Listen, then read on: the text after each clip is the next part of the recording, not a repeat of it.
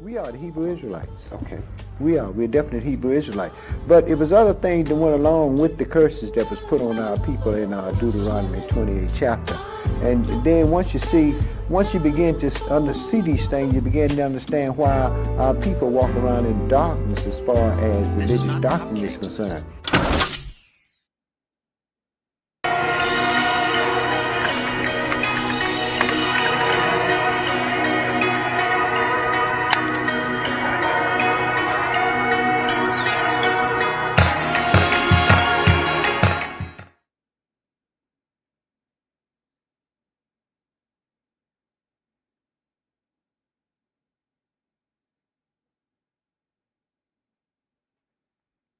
Shabbat Shalom. Our scripture reading for today is Psalms chapter 51, verses 1 through 3, 7, and 10.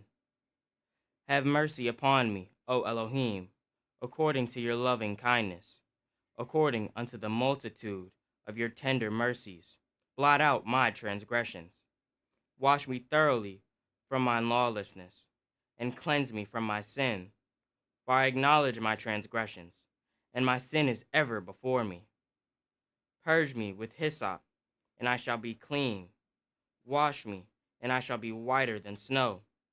Create in me a clean heart, O Elohim, and renew a right spirit within me. Shabbat Shalom, family. Our selection today, Fix Me Yah.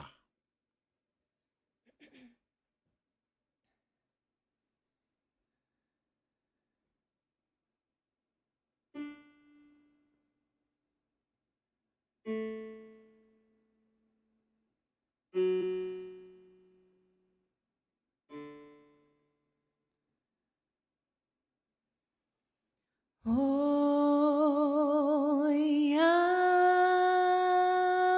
fix me.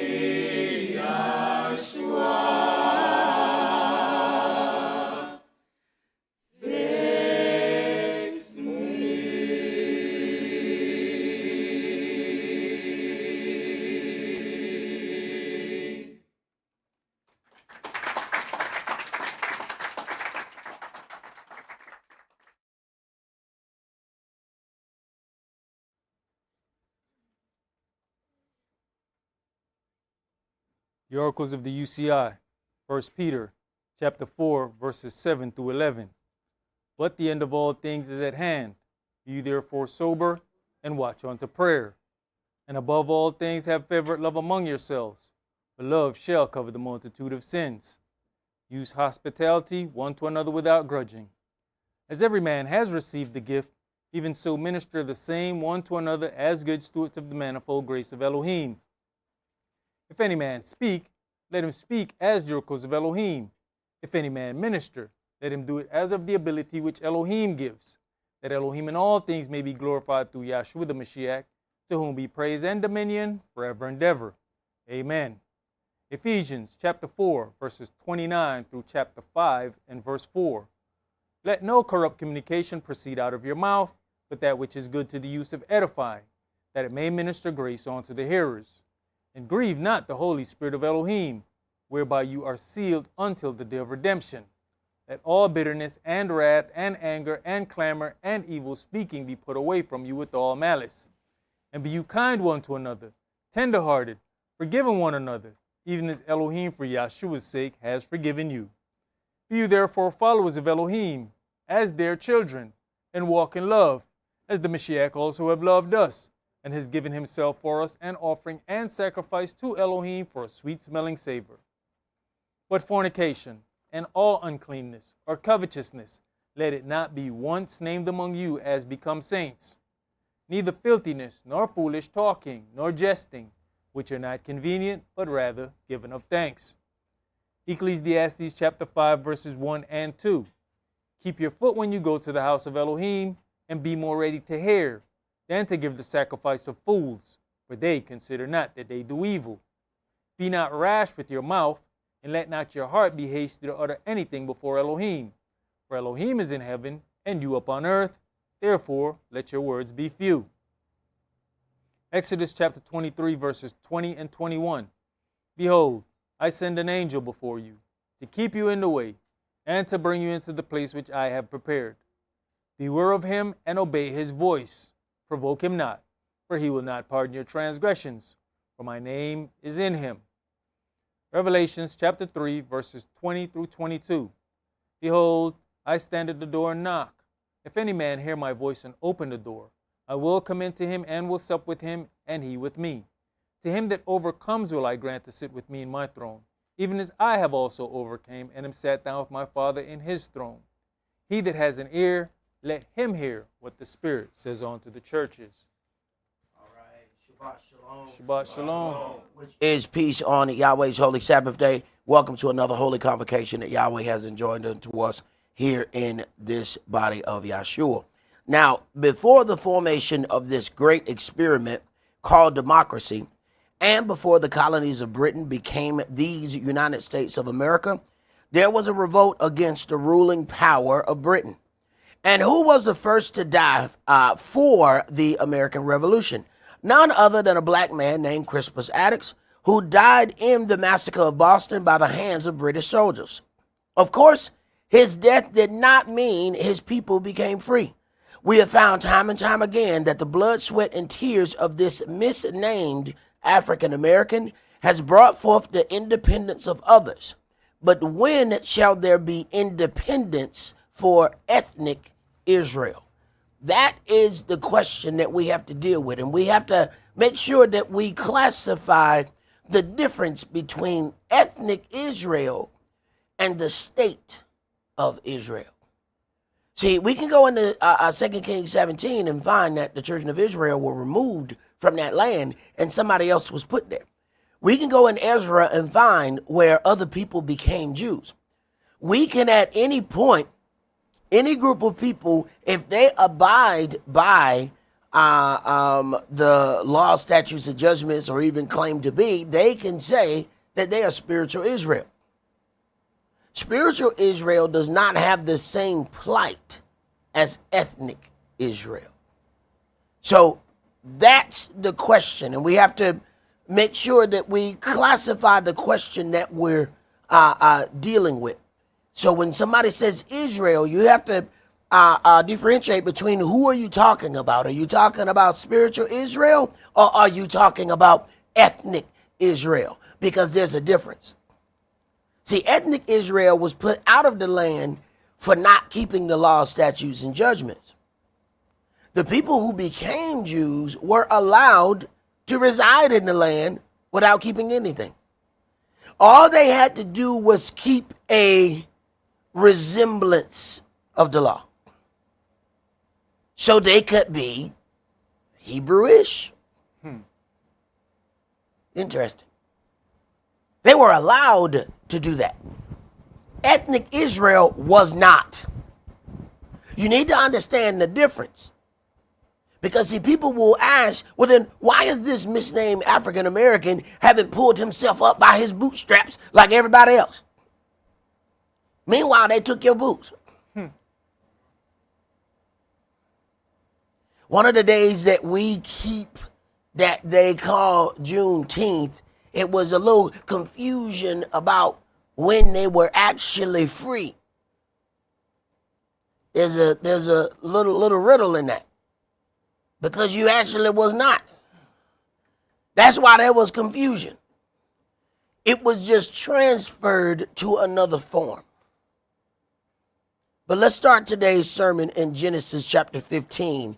And today's sermon is entitled, The Independence of Ethnic Israel. Genesis chapter 15, and we're going to start that at verse 1.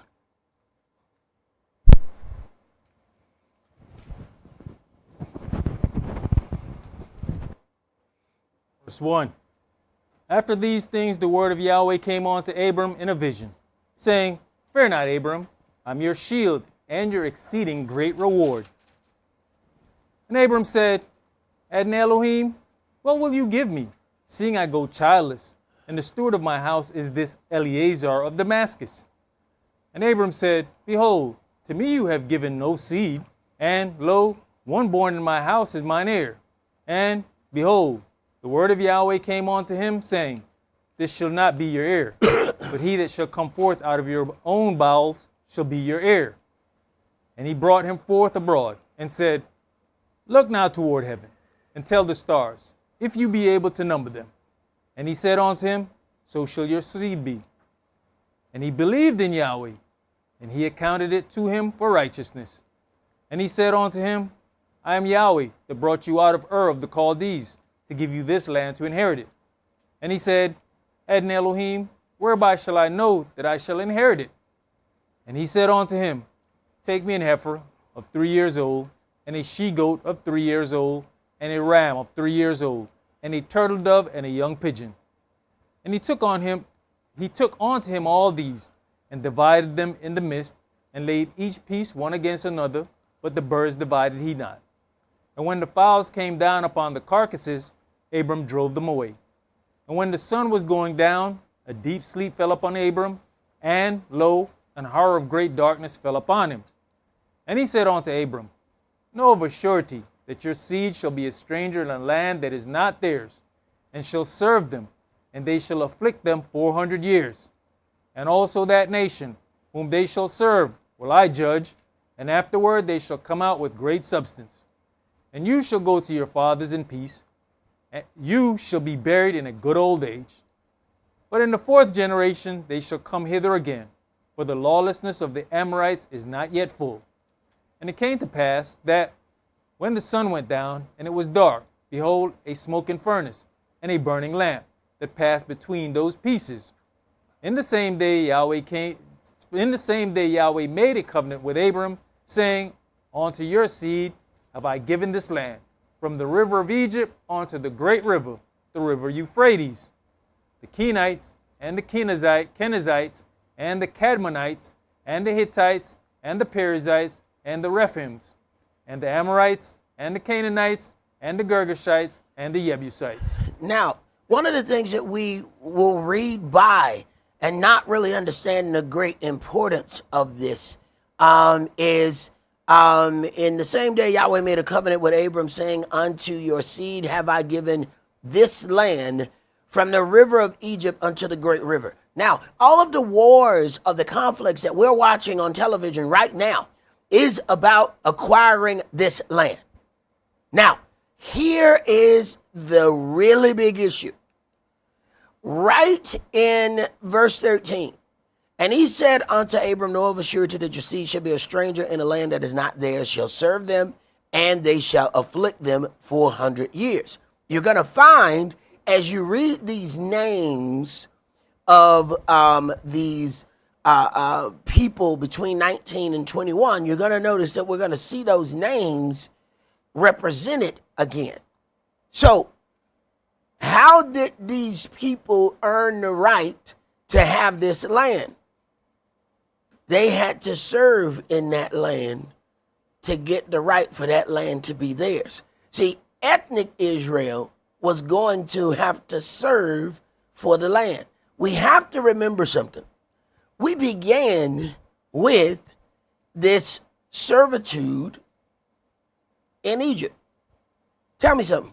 What did they do wrong to start in Egypt? All other captivities were after they had done something wrong. What did they do in the formation of their nation to be slaves in Egypt?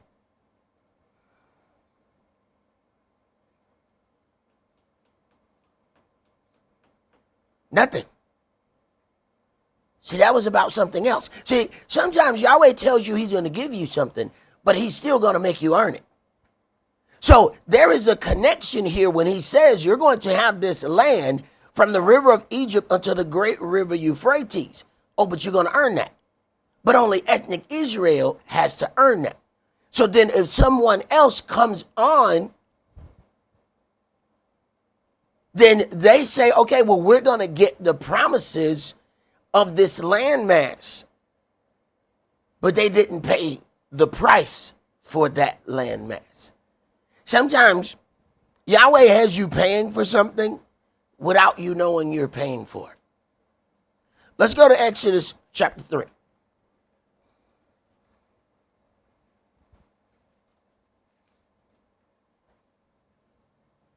It's like when you see people and they're so happy when they get their tax return. Mm-hmm. And they're like, man, this is new money. No, that's old money. Because they already took that from you. But we get the tax return. We forget the fact that it says return. So then we walk around, man, the government just gave me money. No, they gave you money back. What they're saying is you gave them too much money, and here is your refund.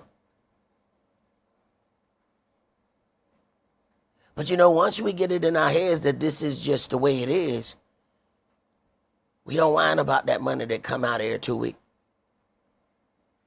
It come out before we even see the check. So we get accustomed to it. Well, Yahweh understands that. So he had you paying for stuff and you don't even know you're paying for it. You'll find out when you get your return. Exodus chapter 3, and let's start at verse 1. Now Moshe kept the flock of Jethro, his father-in-law, the priest of Midian. And he led the flock to the backside of the desert and came to the mountain of Elohim, even to Horeb. And the angel of Yahweh appeared unto him in a flame of fire out of the midst of a bush. And he looked, and behold, the bush burnt with fire, and the bush was not consumed. And Moshe said, I'll now turn aside and see this great sight, why the bush is not burnt. And when Yahweh saw that he turned aside to see, Elohim called unto him out of the midst of the bush and said, Moshe, Moshe. And he said, Here am I. And he said, Draw not near hither. Put off your shoes from off your feet, for the place wherein you standeth is holy ground. Moreover, he said, I am the El of your father, the El of Abraham, the El of Esaac, and the El of Jacob. And Moshe hid his face, and he was afraid to look upon Elohim. And Yahweh said, I have surely seen the affliction of my people, which are in Egypt, and have heard their cry by reason of their taskmasters, for I know their sorrows. And I am come down to deliver them out of the hand of the Egyptians, and to bring them out of that land unto a good land and a large, unto a land flowing with milk and honey, unto the place of the Canaanites, and the Hittites, and the Amorites, and the Perizzites, and the Hivites, and the Jebusites. Now therefore, behold, the cry of the children of Israel is come unto me, and I have also seen the oppression wherewith the Egyptians oppressed them. Come now, therefore, and I'll send you unto Pharaoh, that you may bring forth my people, the children of Israel, out of Egypt. And Moshe said unto Elohim, who am I, that I should go unto Pharaoh, and that I should bring forth the children of Israel out of Egypt? And he said, certainly I'll be with you, and this shall be a token unto you that I have sent you. When you have brought forth the people out of Egypt, you shall serve Elohim upon this mountain. And Moshe said unto Elohim, behold, when I come unto the children of Israel, and shall say unto them, the El of your fathers has sent me unto you, and they shall say to me, what is his name? What shall I say unto them? And Elohim said unto Moshe, Yahweh. And he said, thus shall you say unto the children of Israel, Yah has sent me unto you. Now, Yah have sent me unto you. The ethnic Israel learned the name of the Father at the same time they learned of the land. You got to put that together, because you have to understand, with dealing with a state of Israel, they have possession of the land but will not use the name. There's a clear distinction between that. They know the name before they even go in.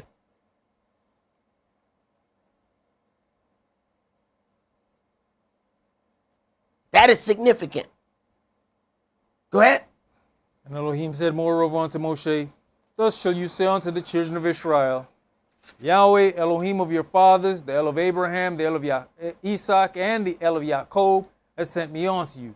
This is my name forever, and this is my memorial unto all generations. This is my name forever, and this is my memorial unto all generations. So anything that is some kind of offshoot of that, or you don't want to use that, you're in violation.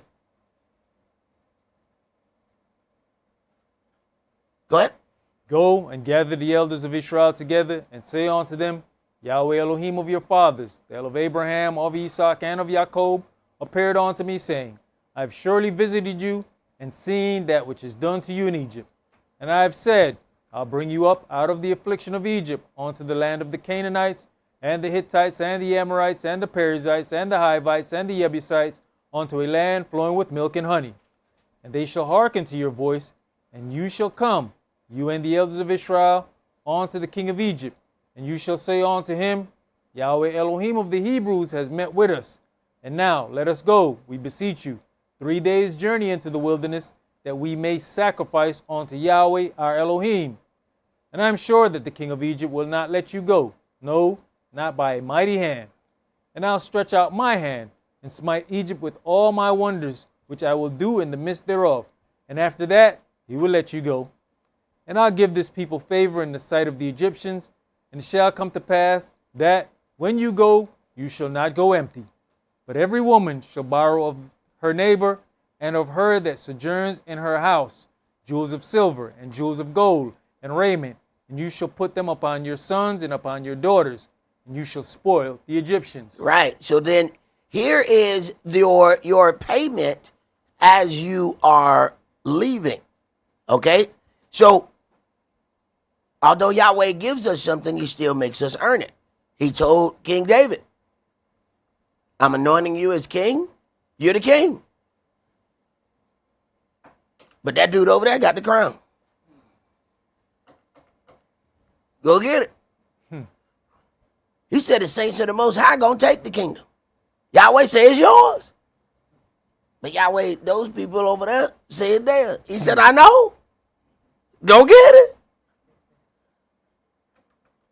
Now I'm going to help you though. But you're going to have to believe in me.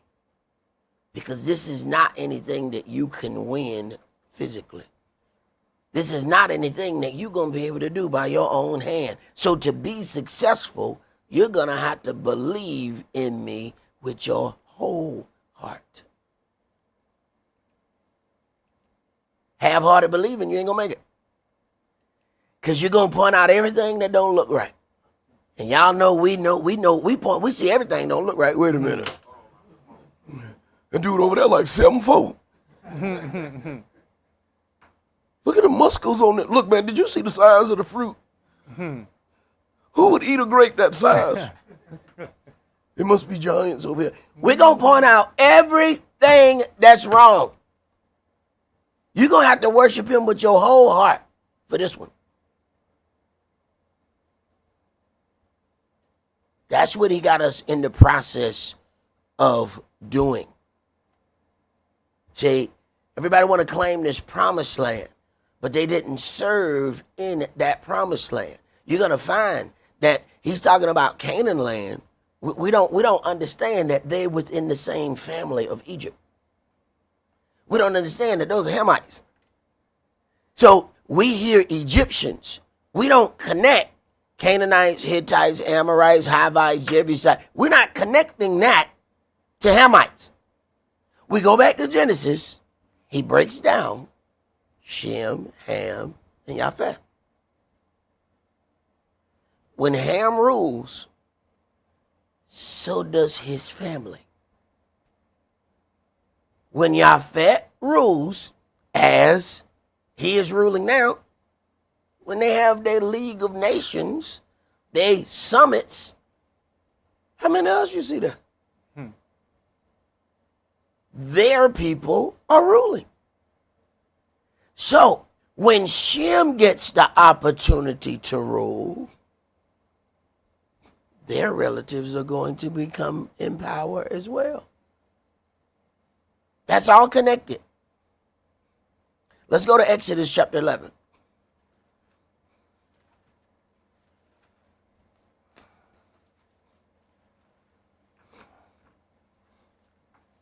Exodus 11, and I want you to read verses 4 through 10. And Moshe said, Thus says Yahweh, about midnight will I go out into the midst of Egypt, and all the firstborn in the land of Egypt shall die, from the firstborn of Pharaoh that sits upon his throne, even unto the firstborn of the maidservant that is behind the mill, and all the firstborn of beasts. And there shall be a great cry throughout the land of Egypt, such as there was none like it, nor shall be like it any more. But against any of the children of Israel shall not a dog move his tongue. So all of this turmoil, all of this death, but a dog better not bark at Israel.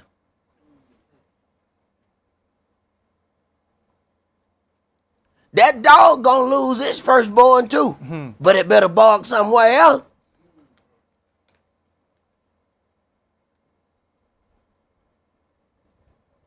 Go ahead.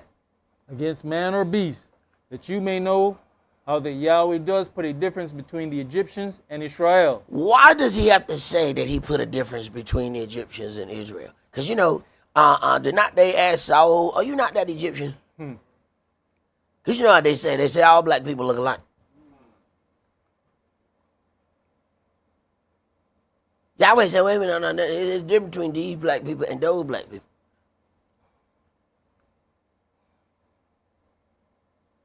Yahweh is letting you know, no. It's a difference between them. I know you think they look alike, but they are very different. Why do you think Moses was able to be raised in the house of the Egyptians? See, they won't even bring that up. How was he able to be raised in the house of Africans? They leave that little tidbit out of all your Hollywood stories.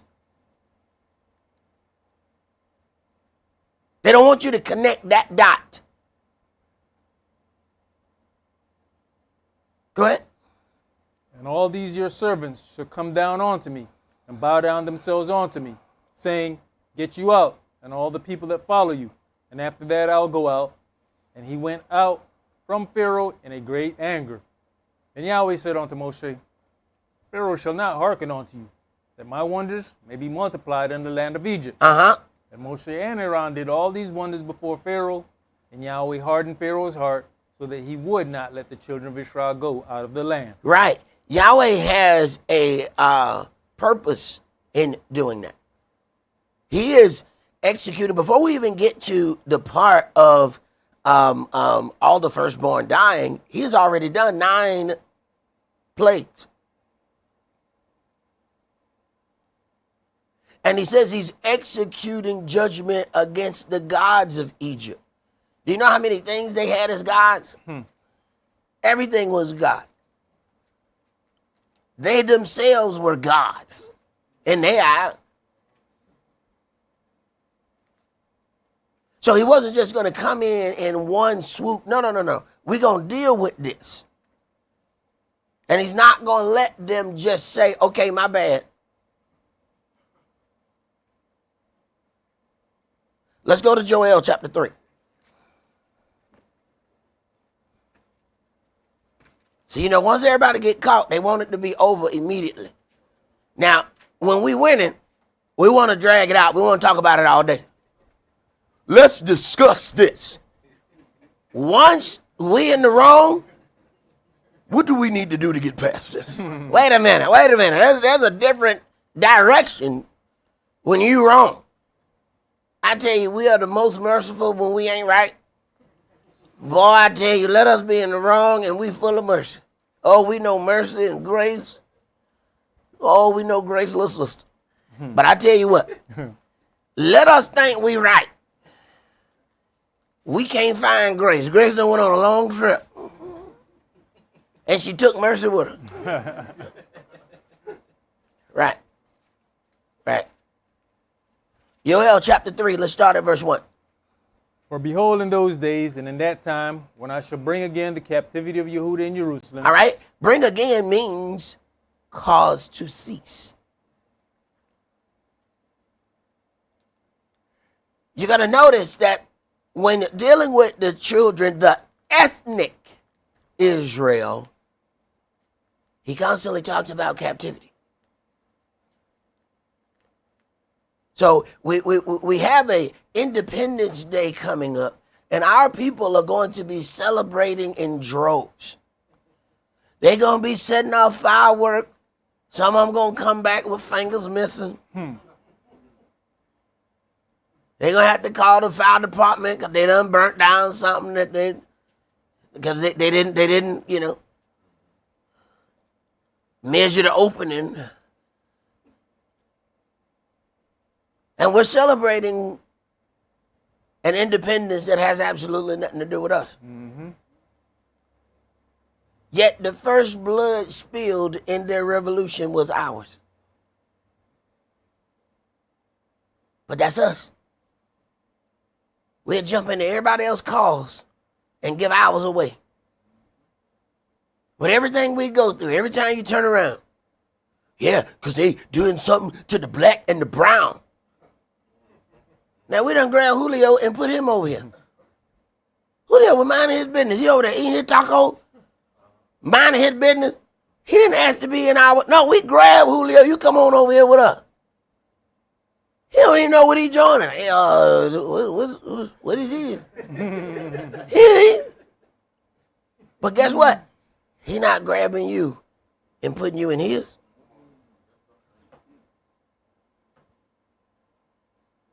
He not doing that. You don't want to do that. Go ahead. And I'll also gather all nations and will bring them down into the valley of Jehoshaphat and will plead with them there for my people and for my heritage Israel, whom they have scattered among the nations and parted my land.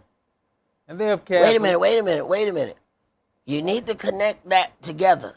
I will gather all nations and will bring them down into the valley of Jehoshaphat and will plead with them there for my people and my heritage. He's dealing with ethnic Israel. He's not dealing with the people who were placed in the land. In 2 Kings 17, he's not dealing with the people who in Ezra became Jews. He's not talking about them. See, in Revelation, it says, I know the blasphemy of them that say they are Jews and are not. He's not talking about them. He's talking about ethnic Israel. And what we do when we read something, we attribute that unto anybody who has or uses the name of Israel. But he's only dealing with a specific group of Israel. He's not dealing with the branches that were engrafted onto the tree. He's talking about the roots. Go ahead. And they have cast lots for my people, and have given a boy for an harlot, and sold a girl for wine. That didn't happen to other people. They were just given the land. They didn't have to go in and work for it. They didn't have to go to slavery for it. They didn't have to fight for it. It was just given to them. Lo and behold, look at what happens today. It was just given. Go ahead. That they might drink. Yea, and what have you to do with me, O Tyre and Zidon, all the coasts of Palestine? Will you render me a recompense? And if you recompense me, swiftly and speedily will I return your recompense upon your own head. Because you have taken my silver and my gold, and have carried it into your temples, my goodly pleasant things, the children also of Yehuda and the children of Jerusalem have you sold unto the Grecians, that you might remove them far from their border. Behold, I'll raise them out of the place whither you have sold them, and will return your recompense upon your own head. All right, so ethnic Israel were sold as slaves. No matter what other kind of atrocities that people can present to you within the plight of their life, that does not make them ethnic Israel. See, this directly connects to Israel because the very first thing that Yahweh said with, you're going to inherit this land, he also said you're going to be afflicted. The captivity and the gift of the land is in the same chapter. Yet somehow we let people separate that. We let people tell us that because they had hardships somewhere else, that they deserve this. That's like somebody showing up to your job on check day. Now they didn't work. Now they are them 2 weeks. But they say, I deserve a check. I said, well, what happened, man? My foot hurt. I was down here. Some people attacked me at the bus stop. That sounds really bad, that those people attacked you at the bus stop. But I'm trying to figure out, why should we pay you for the attack at the bus stop? Essentially, this is what's happening. But it does not connect to what's written. Go ahead. And I will sell your sons and your daughters unto the hand of the children of Yehuda, and they shall sell them to the Sabaeans, to a people far off, for Yahweh has spoken it. Proclaim you this among the Gentiles. Prepare war, wake up the mighty men, let all the men of war draw near, let them come up.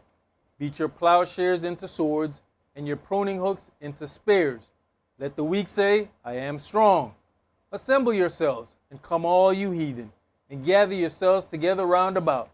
Thither cause your mighty ones to come down, O Yahweh.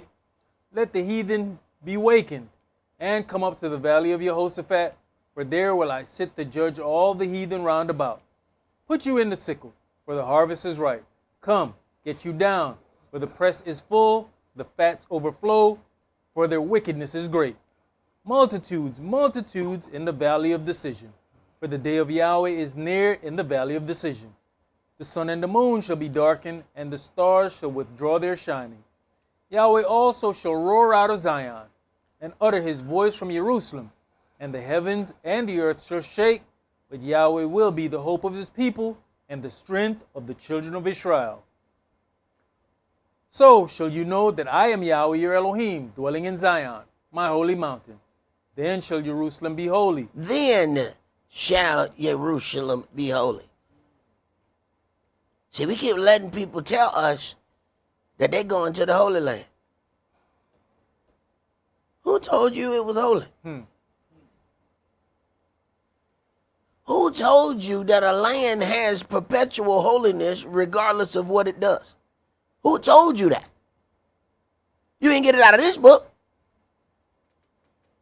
He says, go to the place, go in Shiloh where I put my name at first and see what I did to it. If it doesn't abide by the statutes and judgments, he takes his name out of it. There's not a person, a group of people, or a place that has perpetual righteousness regardless of what it does. That place, person, or thing does not exist. And anybody who tells you otherwise has greatly deceived you. Go ahead, bro. And there shall no strangers pass through her anymore. And it shall come to pass in that day. Why does he make that point? He keeps saying there's a bunch of strangers going through his land. He says, there's a bunch of people in my land. These people ain't, I don't know who these people is. They ain't Israel. Not ethnic Israel. It's a bunch of strangers. So now you have fights in the land about a land that does not belong to either of the people who fight. Go ahead. And it shall come to pass in that day that the mountains shall drop down new wine, and the hills shall flow with milk, and all the rivers of Yehudah shall flow with waters, and a fountain shall come forth of the house of Yahweh, and shall water the valley of Shittim. Egypt shall be a desolation, and Edom shall be a desolate wilderness, for the violence against the children of Yehudah, because they have shed innocent blood in their land. Now, you have to start looking at some things here. Sometimes he says Egypt, and we will automatically go back to that Egypt. Just like sometimes it's talking about Babylon, but it's dealing with America. So then sometimes when it says Egypt, it connects this Egypt with Edom.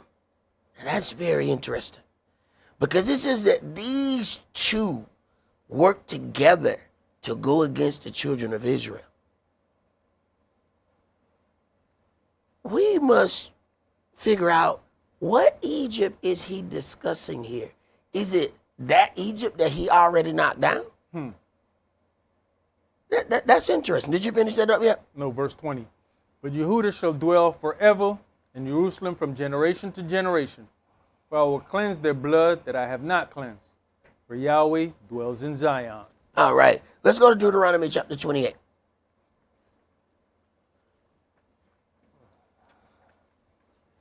And I want you to read verses 64 through 68.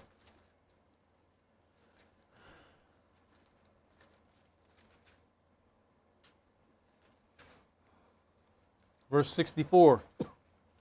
And Yahweh shall scatter you among all people from one end of the earth even unto the other, and there you shall serve other gods, which neither you nor your fathers have known, even wood and stone. So anybody who says that they have constantly, that they speak the language, that they have always been in the land, we already know that they can't be ethnic Israel.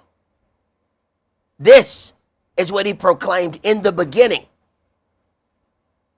This is the start here.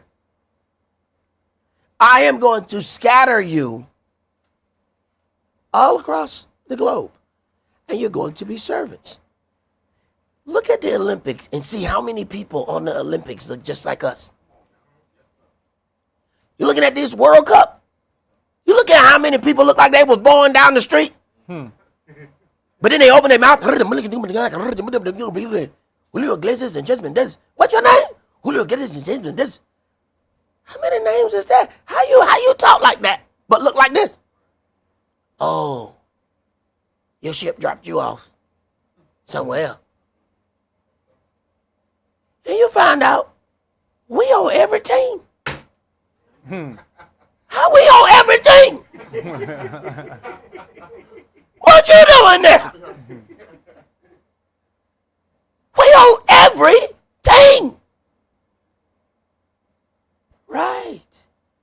Because we have been scattered all across the globe. Why don't we see anybody else like that? If the land was given, why don't we see somebody else and they show up with the small hat and they in every team? Tell me, why don't we see it?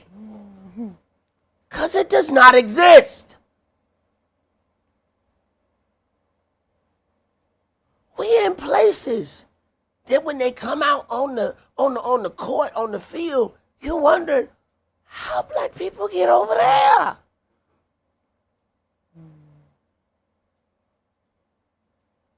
In a lot of these places you're gonna find they ain't mixed.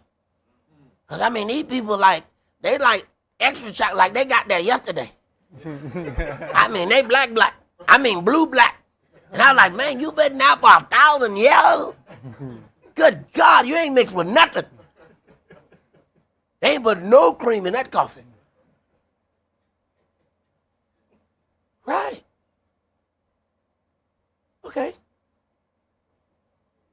This is Yahweh's word in the beginning. And everybody says that they go by his word. But they don't. Go ahead. And among these nations shall you find no ease, neither shall the sole of your foot have rest. For Yahweh shall give you there a trembling heart and failing of eyes and sorrow of mind. Right. And he says you're going to worship other gods that you have not known, even wood and stone. We know the wood is the cross. We know the stone is Islam. So we got some people that'll leave Christianity and say, I'm going to go for something better, and they're going to go to Islam. Islam is the stone. Their holy site is the asteroid that fell from heaven. He just mentioned the two biggest religions that have our people, wood and stone. See, you have to learn how Yahweh talk, because Yahweh going to speak of it before it exists. So when they said wood and stone, they didn't know what he was talking about at that time. Now we look, oh, no. I understand. Everything Christians talk about is the wood of the cross. And although they say wood, they don't even connect that to the tree. How you got wood without a tree? How you not make that connection? Two biggest religions, right here. This is what we into. That's a part of the curse. And we arguing over which part of the curse we should belong to. Now you can't get no more blind than that right there. This is a part of the curse, the wood and the stone. And how we know we breaking out of it? When we come out of it. When we understand. Because they're so carefully intertwined, it's hard to make it out. Between Islam and Hebrew culture, there's a lot of similarities. And if you don't start going into the details, you could easily be on one side or the other. And we have to consider with all three. Islam worship on Friday, Hebrews worship on Saturday, Christians worship on Sunday. We back to back to back.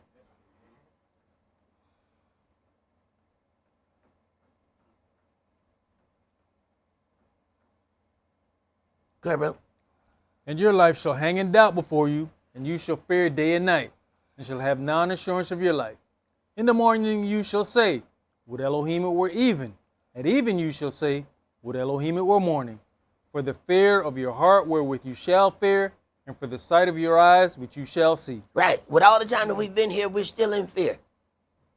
Why?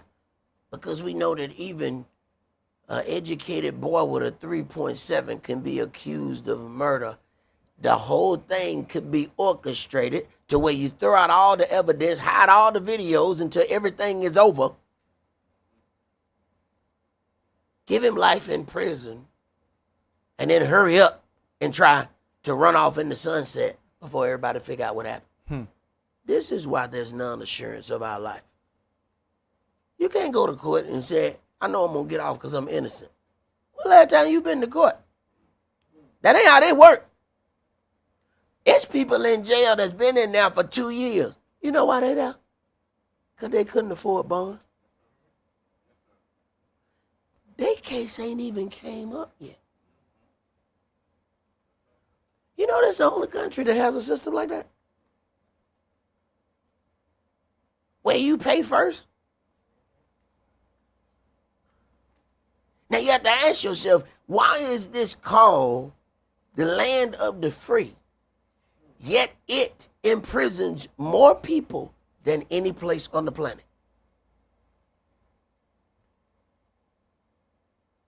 How are you called land of the free? But you have more captives than any place on the planet. Okay. Keep going, brother. And Yahweh shall bring you into Egypt again with ships, by the wherewith I spake unto you. You shall see it no more again.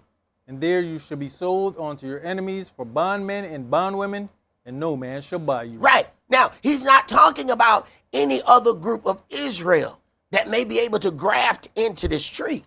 He's dealing with ethnic Israel, that they're going to go into Egypt again via ships. Wait a minute. Egypt means bondage. This bondage we got here by ships. Go to the next graphic, because I want you to look at what's on the back of a dollar. Now, when Yahweh brought forth the plagues, he said, I'm executing judgment against the gods of Egypt. Do you not know that's an Egyptian god? Mm-hmm. Now, I'm going to ask you a question. Why do you have an Egyptian god in your pocket? Why do you have an Egyptian god in your pocket? I thought this was a Christian country. Why ain't Christ on there? Simple question. I thought this was a Christian country. Why is there not a cross with the man on the back of that dollar? Explain to me. Not only is that a pyramid, that's the all-seeing eye of the Egyptian god Horus. Why is he in your pocket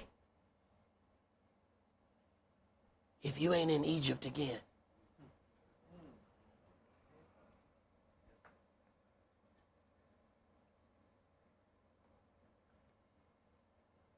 It don't even make no sense for that to be there. Why is it there?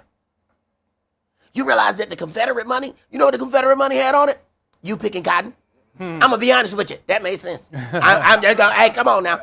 Come on, tell the truth, shame the devil. Come on now, that makes sense. You might not like it. But it had like Aunt your mama on there. Picking cotton. Uncle Ben was in there. You know, we had everybody in there. That one made sense. You might not have liked it, but that one made sense. That one don't make sense. And why they have pyramids everywhere? Every major city has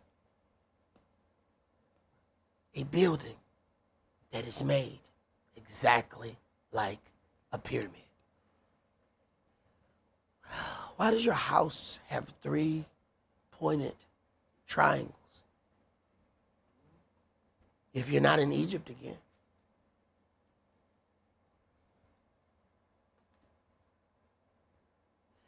Around that pyramid with the all-seeing eye of Horus, it has Novus Ordo Seclorum, which is one world government. Why is that there? Hey, here's another question. Why the hell is a language on there that ain't English? Come on, man. Come on, man. What you got? Hey, this is an English country, right? And they said, look here, I don't want no immigrants coming into this country because we blue-blooded Americans. All right, well, what the hell is that language on the back, blue blood? Blue blood, read that. Novus Ordo. That ain't what they said, blue blood. Norvit.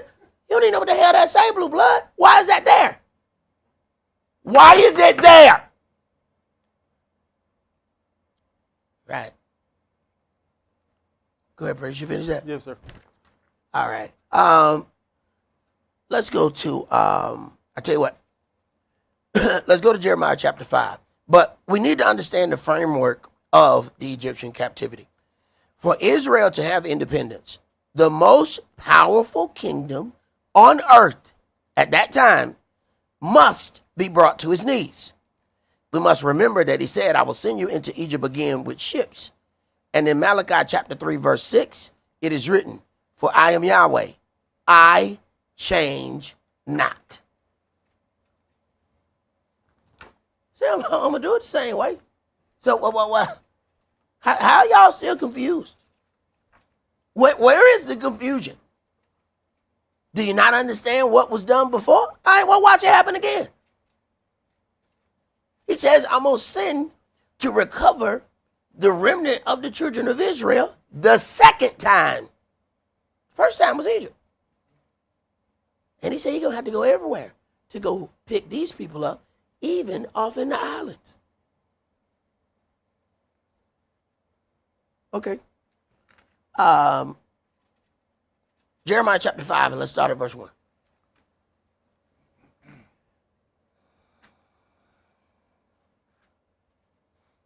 Run you to and fro through the streets of Jerusalem, and see now, and know, and seek in the broad places thereof, if you can find a man, if there be any that execute judgment, that seeks the truth, and I'll pardon it. And though they say, Yahweh lives, surely they swear falsely. O Yahweh, are not your eyes upon the truth? You have stricken them, but they have not grieved. You have consumed them, but they have refused to receive correction. They have made their faces harder than a rock. They have refused to return. Therefore I said, surely these are poor, they are foolish, for they know not the way of Yah, nor the judgment of their Elohim. I will get me on to the great men, and will speak unto them, for they have known the way of Yahweh and the judgment of their El. But these have altogether broken the yoke and burst the bonds. Wherefore a lion of the forest shall slay them, and a wolf of the evening shall spoil them. A leopard shall watch over their cities. Every one that goes out thence shall be torn in pieces, because their transgressions are many, and their backslidings are increased. How shall I pardon you for this? Your children have forsaken me, and sworn by them that are no gods. When I had fed them to the full, they then committed adultery, and assembled themselves by troops in the harlot houses. So this is our problem, being fed to the full. See, when we get everything that our hearts desire, then we forget about Yahweh. This has been our way from our youth. Find the worst acting children. And it's the ones you get everything to. Go ahead. They were as fed horses in the morning. Everyone neighed after his neighbor's wife. Shall I not visit for these things, says Yahweh? And shall not my soul be avenged on such a nation as this? Go you up upon her walls and destroy, but make not a full end. Take away her battlements, for they are not Yahweh's. For the house of Israel and the house of Yehudah have dealt very treacherously against me, says Yahweh. They have belied Yahweh and said, it is not he. Neither shall evil come upon us, neither shall we see sword nor famine. So in other words, they lied on him. To make themselves feel good, they lied on Yahweh. We don't even understand. See, there's one thing about lying on a man. No. What you did was lie on Yahweh to make yourself feel better. Go ahead. And the prophets shall become wind, and the word is not in them. Thus shall it be done unto them. Wherefore thus says Yahweh Elohim of hosts, because you speak this word, behold, I'll make my words in your mouth fire, and this people wood, and it shall devour them. Lo, I'll bring a nation upon you from far, O house of Israel, says Yahweh. It is a mighty nation, it is an ancient nation, a nation whose language you knoweth not, neither understandeth what they say. Well, if a nation come upon you that speak another language, and then your kids are born in that nation, Shall your kids be able to speak Hebrew? Yet every nincompoop you pass want to tell you that if you want to be a true Hebrew Israelite, you got to learn how to speak Hebrew. What book you read, man? You know how many different languages our people speak? What do you think the whole purpose of the miracle in the book of Acts? For them to have cloven tongues of fire, that no matter where they were born, they were able to understand one another. Why do you think that was even necessary? And if it was necessary 2,000 years ago, when there was no mass travel, how much more necessary you think it's going to be when he gathers his people the second time from all over the globe? Did you learn all those languages too? Go ahead.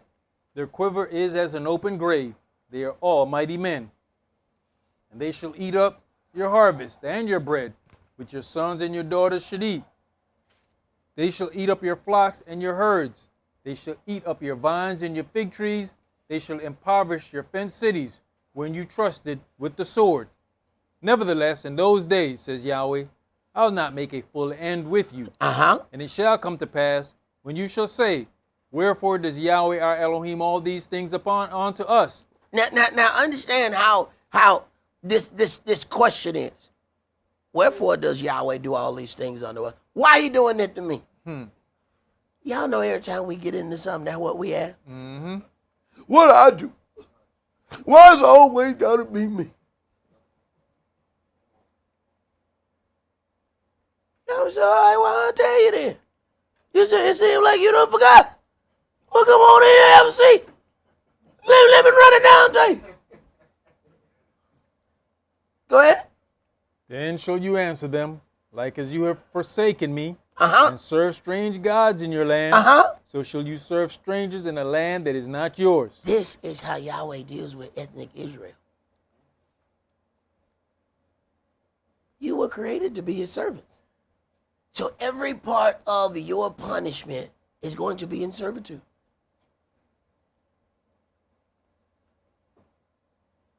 The book of Judges is a 430-year period of nothing but captivities.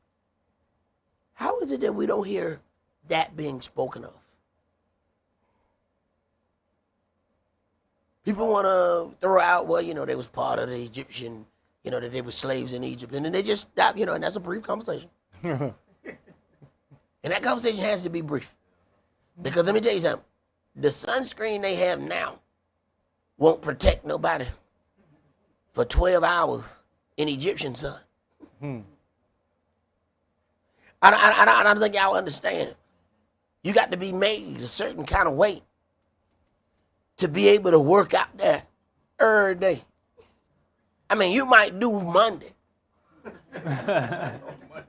But Tuesday, you on fire. You have burst into spontaneous combustion. Now, you got to be made a certain way. You ever ask yourself, if they're in this place, right? They have America. And they're getting more and more land. Because at one point, you got the British, Spanish, and French all fighting for the same place. Why they go all the way to Africa to get some people to be slaves?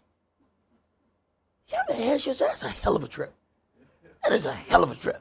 I mean, you can't Uber this trip. This is a hell of a voyage. So bad, a lot of them died on the way.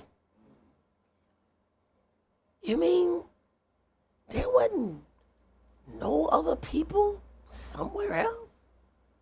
You had to go and get a specific group of people. Why those people?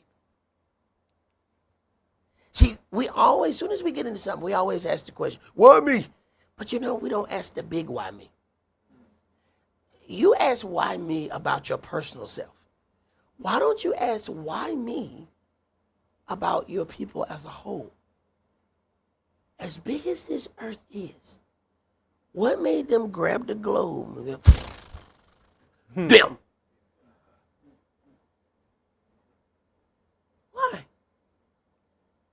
group of people. And Africa is full of black people. How did they figure out which black people to take? Right. Go ahead. Declare this in the house of Jacob and publish it in Yehuda, saying, Hear now this, O foolish people, and without understanding, which have eyes and see not, which have ears and hear not. Fear you not me, says Yahweh? Will you not tremble at my presence, which have placed the sand for the bond of the sea by a perpetual decree, that it cannot pass, and through the waves thereof, and though the waves thereof toss themselves, yet can they not prevail. Though they roar, yet can they not pass over it. But this people has a revolting and a rebellious heart. They are revolted and gone. Neither say they in their heart, Let us now fear Yahweh our Elohim, that gives rain, both the former and the latter rain in his season. He reserveth unto us the appointed weeks of the harvest. Your lawlessness have turned away these things, and your sins have withholden good things from you. From among my people are found wicked men. They lay wait, as he that sets snares. They set a trap, they catch men. As a cage is full of birds, so are their houses full of deceit. Therefore they are become great and waxen rich. They are waxen fat, they shine. Yes, they overpass the deeds of the wicked. They judge not the cause of the fatherless, yet they prosper, and the right of the needy do they not judge. Shall I not visit for these things, says Yahweh? Shall not my soul be avenged on such a nation as this? A wonderful and horrible thing is committed in the land. The prophets prophesy falsely, and the priests bear rule by their means. And my people love to have it so. And what will you do in the end thereof? All right. So my people love to have it so. What is he dealing with right there? See, what we do is we teach people. This is something that my elder used to say all the time. We teach people how to rule over us. See, we let our leaders know. We let our church pastors know. If you talk to me good, you're going to get a better offering. Say real nice things to me. Tell me how God ain't angry with me. And I'm going to make sure that you got the fanciest car in the parking lot. That's how we roll. That's what he's talking about. Our people love to have it so. You don't want to be told right things. You want to be told the things that make you go home and sleep good at night. That's what you want to hear. That's why the prosperity doctrine is so popular. Who want to get out of the bed and get dressed and go to service and hear you've been doing wrong this week? I know I've been doing wrong. I don't want to hear that. But you know what we want to hear? You are better than what you've done. God don't even remember that. What? He got an angel with a writer's inkhorn, and that inkhorn, it don't have no eraser. So my guess is he gonna remember that. I kind of think he gonna remember that. He gonna remember that. But see, when we have been told he not gonna remember that, then you say I ain't got to work off that. But when you understand that he gonna remember that, now you understand. Oh, I got to work that off. But you know, ignorance is bliss. If you can just make somebody feel good the whole time, they're like the lamb that's being led to slaughter. They don't realize until all their wool being cut off. Oh, I'm about to die.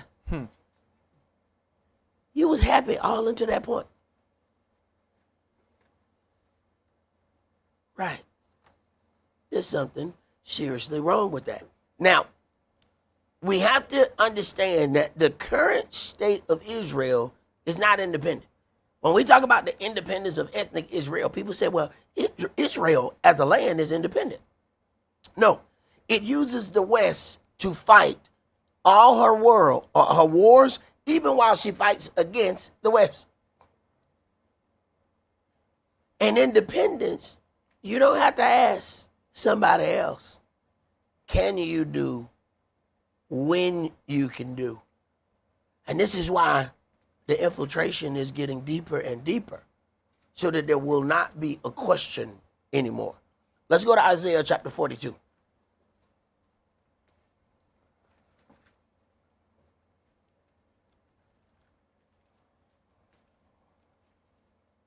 Isaiah 42, and let's start that at verse 1. Behold, my servant, whom I uphold, mine elect, in whom my soul delights. I have put my spirit upon him. He shall bring forth judgment to the Gentiles. He shall not cry, nor lift up, nor cause his voice to be heard in the street. A bruised reed shall he not break, and the smoking flax shall he not quench. He shall bring forth judgment unto truth. He shall not fail, nor be discouraged, till he have set judgment in the earth, and the isles shall wait for his law. Thus says Elohim, Yahweh, he that created the heavens and stretched them out, he that spread forth the earth, and that which comes out of it, he that gives breath unto the people upon it, and spirit to them that walk therein.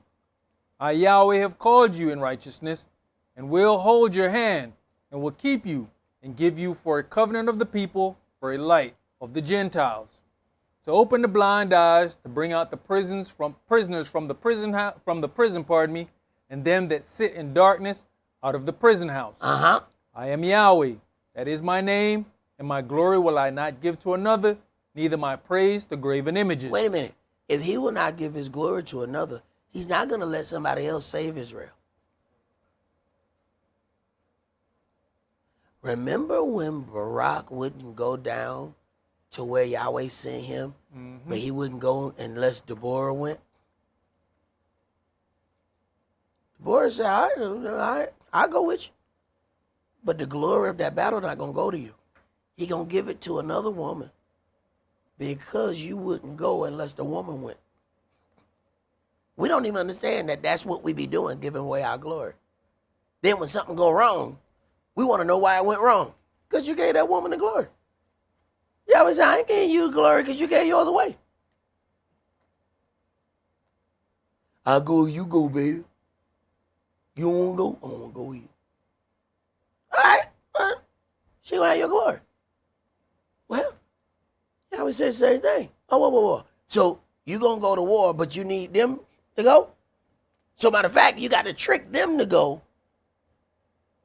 And then you gonna slide out of it after you trick them to go. Oh, no. I ain't giving my glory to another. You're not gonna call my name and then use them people to fight. No. Yahweh want everybody to know when he do it. Now, if it's somebody you can't beat, well, they going to know Yahweh did it. But when you got to call on somebody else to fight the fight that you can't win, say, no, you give my glory away. Go ahead. Behold, the former things that come to pass, and new things do I declare. Before they spring forth, I tell you of them. Sing unto Yahweh a new song, and his praise from the end of the earth. And you that go down to the sea, and all that is therein, the isles and the inhabitants thereof. Let the wilderness and the cities thereof lift up their voice, the villages that Kedar does inhabit. Let the inhabitants of the rock sing, let them shout from the top of the mountains. Let them give glory unto Yahweh, and declare his praise in the islands. Yahweh shall go forth as a mighty man. He shall stir up jealousy like a man of war. He shall cry, yea, roar. He shall prevail against his enemies. I have long time holden my peace. I have been still and refrained myself. Now will I cry like a travailing woman. I'll destroy and devour at once. I'll make waste mountains and hills, and dry up all their herbs. And I'll make the rivers islands, and I'll dry up the pools. And I'll bring the blind by a way that they knew not. I will lead them in paths that they have not known. I will make darkness light before them, and crooked things straight. These things will I do unto them, and not forsake them. They shall be turned back. They shall be greatly ashamed that trust in graven images, that say to the molten images, you are our gods. Hear, you deaf, and look, you blind, that you may see. Who is blind but my servant, or deaf as my messenger that I sent? Who is blind as he that is perfect, and blind as Yahweh's servant? Seeing many things, but you observe not, opening the ears, but he hears not. Yahweh is well pleased for his righteousness' sake. He will magnify the law and make it honorable. Yet we have people telling us that they're not subject to the law. Meanwhile, Yahweh is magnifying the law and making it honorable, while you have the lawless saying the law's nailed to the cross. It's nailed to that piece of wood that Yahweh said we were going to be stuck worshiping. Go ahead. But this is a people robbed and spoiled. They are all of them snared in holes, and they are hid in prison houses. And when you go look in them prison houses, who you think you're going to see? And they have convinced you that all those people are criminals. Do you even believe it? You believe it about your own people. Go ahead. They are for a prey, and none delivers, for a spoil, and none says, restore. Who among you will give ear to this? Who will hearken and hear for the time to come? Who gave Yaakov for a spoil, and Israel to the robbers? Did not Yahweh, he against whom we have sinned? For they would not walk in his ways, neither were they obedient unto his law. They would not walk in his ways. He said, who is as blind as my servant? How is it you don't see what's happening to you? Go ahead. Therefore he has poured upon him the fury of his anger and the strength of battle, and it has set him on fire round about. Yet he knew it not, and it burnt him, yet he laid it not to heart. All right, brother, you finished that? Yes, sir. All right.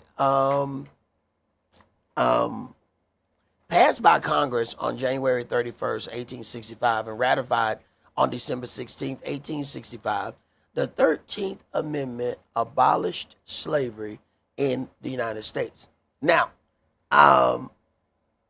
when we go and deal with this, they are snared and hid in prison houses. Brother, do you have the writing for graphic 16? Yes, sir. Go ahead and read that for me.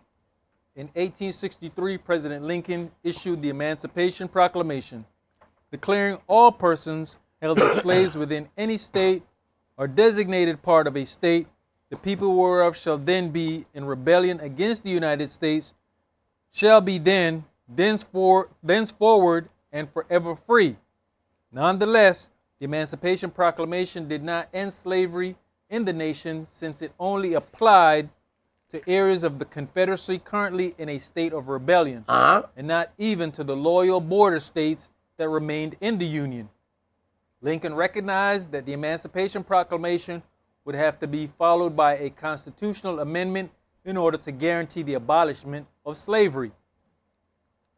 The 13th Amendment was passed at the end of the Civil War, before the Southern states had been restored to the Union, and should have easily passed in Congress. However, though the Senate passed it in April 1864, the House initially did not. At that point, Lincoln took an active role to ensure passage through Congress. He insisted that passage of the 13th Amendment be added to the Republican Party platform for the upcoming 1864 presidential election. His efforts met with success when the House passed the bill in January 1865 with a vote of 119 to 56. On February 1st, 1865, President Abraham Lincoln approved the joint resolution of Congress submitting the proposed amendment to the state legislators. The necessary number of states, 3/4, ratified it by December the 6th, 1865. The 13th Amendment to the United States Constitution provides that neither slavery nor involuntary servitude, except as a punishment for crime whereof the party shall have been duly convicted, shall exist within the United States or any place subject to their jurisdiction. Do you understand the loophole that they put in your slavery? neither slavery nor involuntary servitude, except as a punishment for a crime. Now, do you understand why every television show is a police drama? You think that's the way police TV shows supposed to look? Go look at TV shows in other countries. Just y'all got all those channels. Y'all like reading stuff that y'all don't understand anyway. Look at them. See if all their shows are television shows about law and order, crime. What happened? This is what they use to transfer slavery. There are documentaries out called Slavery by Another Name. We actually believe in the criminal justice system. It was created to transfer slavery into the criminal justice system. They didn't even have a criminal system like that until the so-called abolishment of slavery. So, when we read things and it says the children of Israel are captives, we look at our cars in the driveway. We look at our house. Who captive? I ain't no captive. I got MasterCard, Visa, and Amex in my pocket. I don't know who they talking about a captive. Right. We have no clue. Who is as blind as my servant? Let's go to Leviticus chapter 25.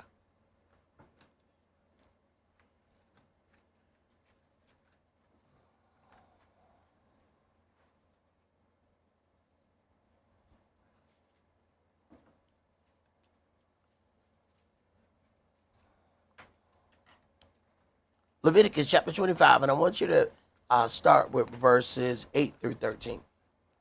And you shall number 7 Shabbats of years unto you, 7 times 7 years, and the space of 7 Shabbats of years shall be unto you 49 years. Then should you cause the trumpets of the Jubilee to sound on the 10th day of the 7th month. In the day of atonement shall you make the trumpets sound throughout all your land. And you shall hallow the 50th year, and proclaim liberty throughout all the land unto all the inhabitants thereof. It shall be a jubilee unto you, and you shall return every man unto his possession, and you shall return every man unto his family. Now, every man shall return to his family.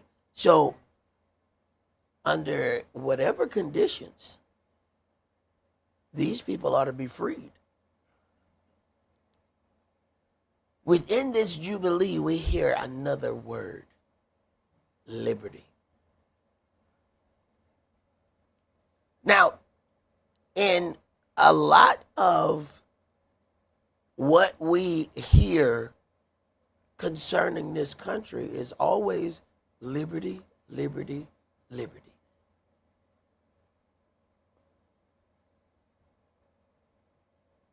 We'll find out that word means different things to different people. Go ahead. A jubilee shall that 50th year be unto you. You shall not sow, neither reap that which grows of itself in it, nor gather the grapes in it of your vine undressed. For it is the jubilee, it shall be holy unto you. You shall eat the increase thereof out of the field. In the year of this jubilee, you shall return every man unto his possession. All right, read verse 23 for me. The land shall not be sold forever, for the land is mine, for you are strangers and sojourners with me. So, anybody who believes that they have captured the land don't really understand. The land wasn't the children of Israel's to sell off anyway. It belonged to Yahweh, and Yahweh gave Israel the right to operate in it.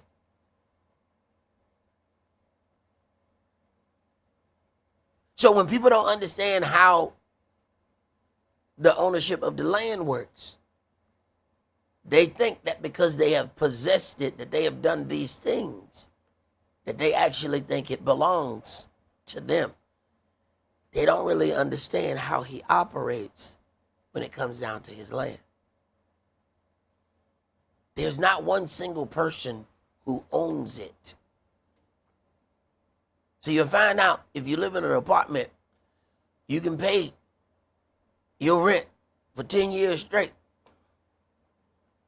But you ain't you don't own that building. It's not set up in a way that you will ever have ownership. And because the people of the earth think Yahweh is like them, they think that they own it. Nobody owns it. This is how you can be displaced if you don't walk right. Brother, jump to verse 55 for me. For unto me the children of Israel are servants. They are my servants, whom I brought forth out of the land of Egypt. I am Yahweh, your Elohim. Wait a minute. Israel has a purpose in the earth to be servants. Now, remember that question. Why did they go all the way across the globe to find people to be slaves? How about we go get the people who were born to be servants?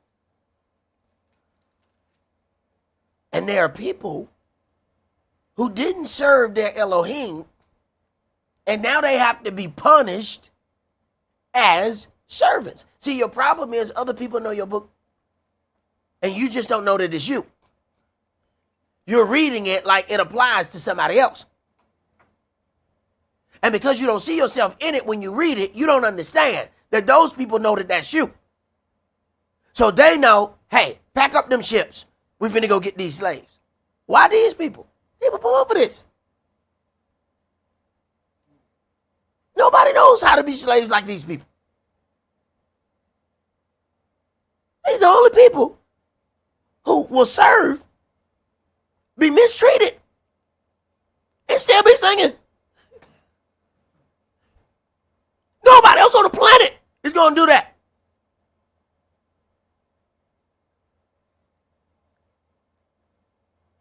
You go and imprison other people. They ain't around now singing. You were born for it. He said you're going to either serve me or you're going to serve your enemies. One way or another, you're still going to serve. Because you were born for it. This is why they went halfway across the globe. And they didn't get just anybody. They knew exactly what group of people they wanted.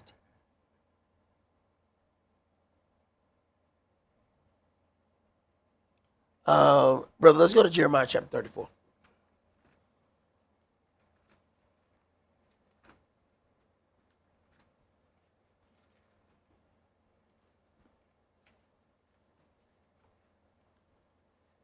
And the powers that be do not want you to make these connections between your people and what's written in this book.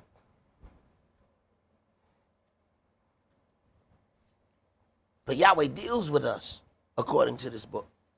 So when we get out and do something that we think is slick, we don't understand that he's poetically dealing with us within his law in the same slickness that we thought we were getting away with. Jeremiah 34, let's start at verse 8. This is the word that came on to Jeremiah from Yahweh. After that, the king Zedekiah had made a covenant with all the people which were at Jerusalem to proclaim liberty unto them, that every man should let his manservant and every man his maidservant, being in Hebrew or Hebrewess, go free. Now, we thought liberty is only connected to that statue. Go ahead. That none should serve himself of them, to wit, of a Yehudi his brother. Now when all the princes and all the people which had entered into the covenant heard that everyone should let his manservant and everyone his maidservant go free, that none should serve themselves of them any more. Then they obeyed and let them go. But afterward they turned and caused the servants and the handmaids whom they had let go free to return, and brought them into subjection for servants and for handmaids. Wait. So Yahweh has a law that you return a Hebrew after he ever worked for you 7 years, he get to go free. Okay. But Israel started being slick and not letting them go. Then we have to go through Juneteenth, where we don't know if we free or not. We were then freed, and then a provision was made that put us right back into slavery. I'm sorry. We are reaping what we have sown. Go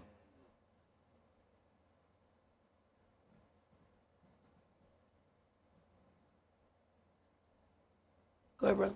Therefore the word of Yahweh came to Jeremiah from Yahweh, saying, Thus says Yahweh, the El of Israel, I made a covenant with your fathers in the day that I brought them forth out of the land of Egypt, out of the house of bondmen, saying, At the end of 7 years, let you go every man his brother and Hebrew, which has been sold unto you. And when he has served you 6 years, you shall let him go free from you. But your fathers hearken not unto me, neither incline their ear. And you were now turned, and had done right in my sight, in proclaiming liberty every man to his neighbor. And you had made a covenant before me in the house which is called by my name. So you got to deal with the irony of this. So we wouldn't proclaim liberty. And now liberty enslaves us. You do know Lady Liberty have chains on her feet, right? You're so busy looking at the crown of the stars, she's got chains on her feet. We wouldn't proclaim liberty within the law that was given unto us.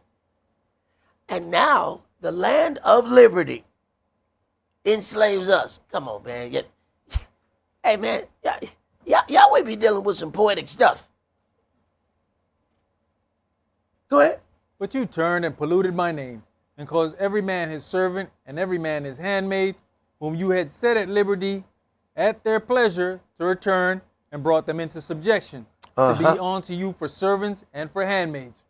Therefore thus says Yahweh, you have not hearkened unto me, in proclaiming liberty, every one to his brother, and every man to his neighbor.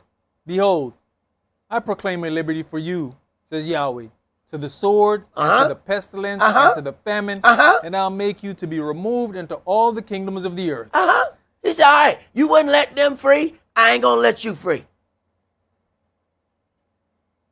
I told people, go ahead and do whatever that is you want to do. Just don't act like you don't understand when it show back up at your door. Do whatever that is you feel like you need to do. You ain't got to believe me. Do whatever that is. But when it show back up, don't sit here and say, well, I ain't know. Yes, you did. Go ahead. And I'll give the men that have transgressed my covenant, which have not performed the words of the covenant which they had made before me, when they cut off the calf in two, and passed between the parts thereof, the princes of Yehudah and the princes of Jerusalem, the eunuchs and the priests, and all the people of the land, which passed between the parts of the calf, I will even give them into the hand of their enemies, and into the hand of them that seek their life, and their dead bodies shall be for meat unto the fowls of the heaven, and for the beasts of the earth. Wait a minute. That's another level of a curse for your body to be hanging for the fowls. I understand in the beginning, right when there was this sin and eating from this tree, there was given the ordination of burial. There was no ordination for burial before because man wasn't supposed to die. At this point, they had to give a institution of burial. You came from the ground, to the ground you shall return.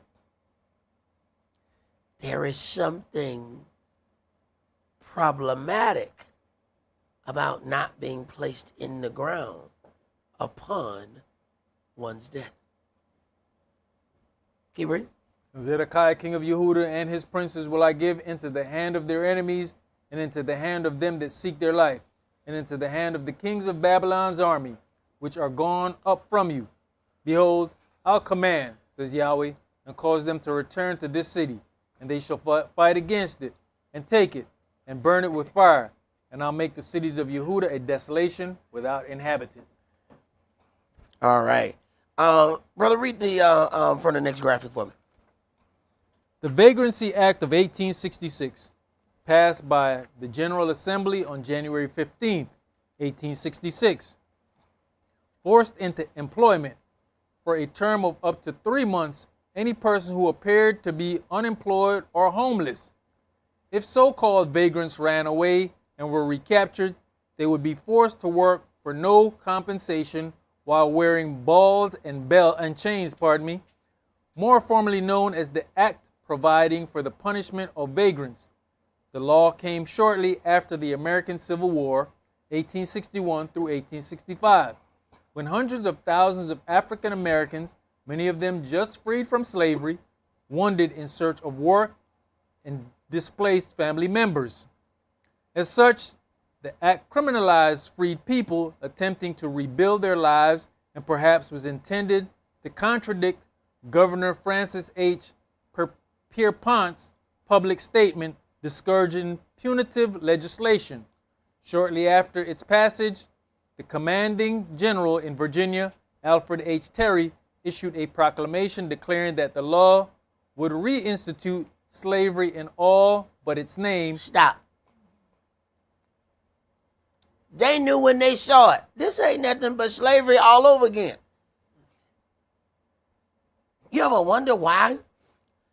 If 4 or 5 of us are standing on the corner, all of a sudden, whoop, whoop. I mean, what police, what you coming over here for? Vagrancy laws were used to put you back in slavery. But they're not going to call it slavery. They're going to call it jail. Jail is slavery.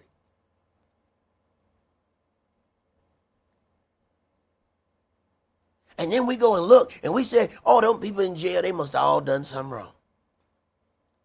That's what everybody say until they find themselves downtown. And then they realize that, oh, this system ain't fair for nobody, especially the people who look like me. Go ahead, brother. And forbidding its enforcement. Proponents argued that the law applied to all people regardless of race. Lie. But the resulting controversy, along with other Southern laws restricting African American rights, helped lead to military rule in the former Confederacy and congressional Reconstruction. It is unknown to what degree it was ever enforced, but the Vagrancy Act remained law in Virginia until 1904. 1904. Now, have you noticed how they, even to this day, criminalize homelessness?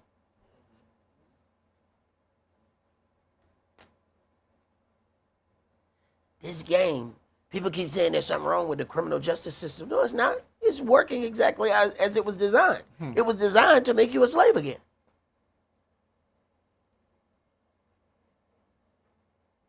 This is why when Yahweh says, I'm coming back to free my people, we're sitting around here talking about what we need to be free from. We have no idea. We're still in Egypt talking about we don't need to be free. Harriet said, I could have freed more people if I could have convinced them that they were slaves.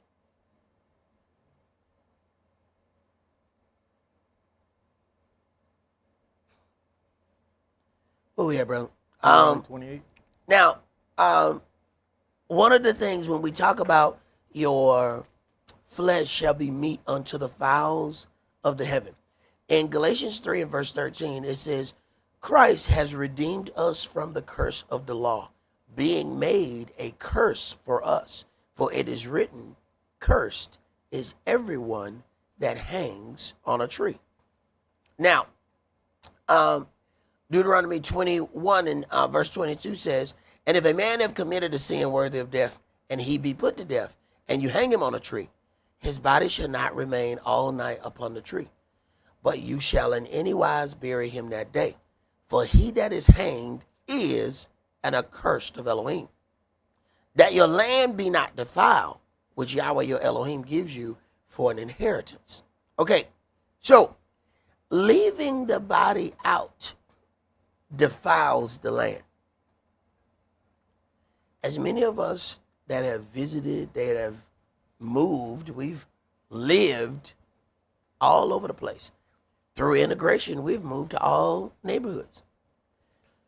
Tell me how many places you've seen where the dead body lays in the street all night. You notice that only happens in our neighborhood?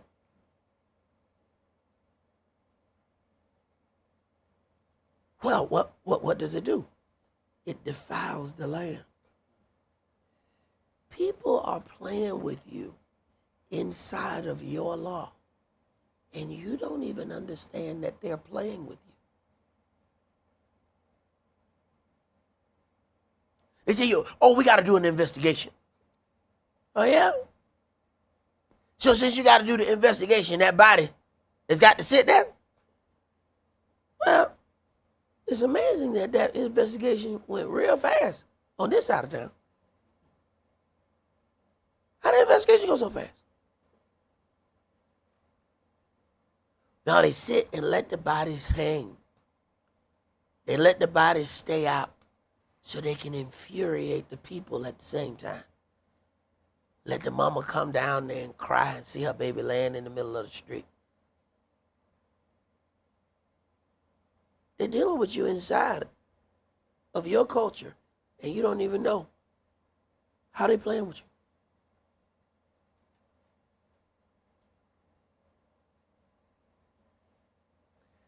The curse of Elohim. I want to read something that was written concerning this hanging.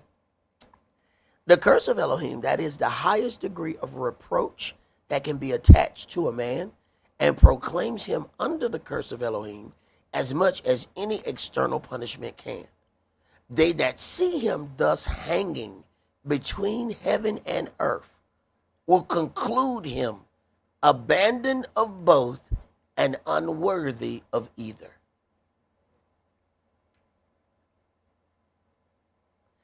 You ever notice they still finding in parks black people hanging to this day? Mm-hmm. They keep finding random people hanging. Why is that? And why is it just us? If they want to just be a serial killer and they were just killing people, why do you don't find other people? And why do they have to be hanging? Right. Let's go to Deuteronomy chapter 28, and I want you to read, I'll start at verse 45.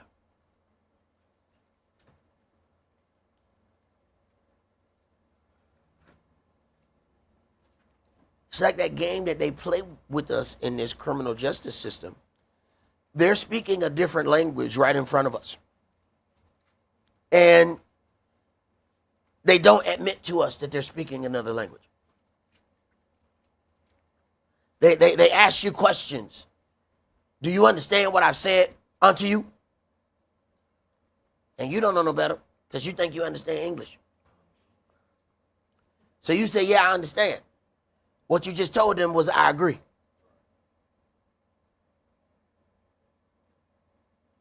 That's what you just told them. The system was built to make you a slave. And you are conversing with the overseer, thinking that you're going to have a fair exchange. If you understood your culture, you'd already know that the minute he says something to you, there is no fair exchange. Then you need to operate in a certain way with your mind, not your emotion. Not jump all over and we're going to act a fool. No. You're going to have to deal with that situation according to knowledge. You need to understand that everything that comes out of your mouth can and will be used against you. Learn how and when to shut your mouth.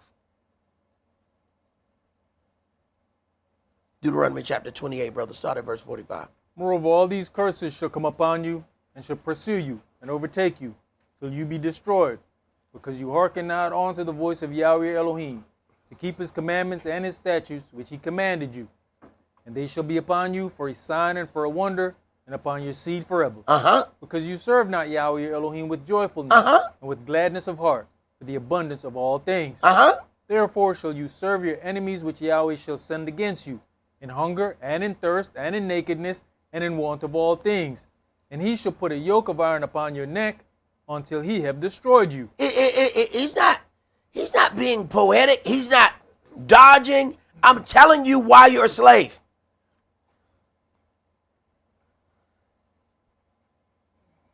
And the trick that the nations have done is convince you that you're not. Thereby, you're not looking for freedom from it. Go ahead. Yahweh shall bring a nation against you from far, from the end of the earth, as swift as the eagle flies. A nation whose language you shall not understand. Roman symbol was an eagle. The American symbol is an eagle. Go ahead. A nation of fierce countenance, which shall not regard the person of old, nor show favor to the young. And he shall eat the fruit of your cattle and the fruit of your land, until you be destroyed, which also shall not leave you either corn, wine, or oil, or the increase of your kind, or flocks of your sheep, until he have destroyed you. We said, look, man, I'm rich. That ain't happening to me. What are you talking about? I got several cars. I got several houses. I'm living good. Let me tell you something. Before desegregation, we owned everything in our neighborhood. We don't own nothing in our neighborhood, and we walk around talking about we rich. Every store, everything was owned by us. After we integrated, we owned nothing. He has taken the fruit of your labor until he has destroyed you. You don't even know that you destroyed.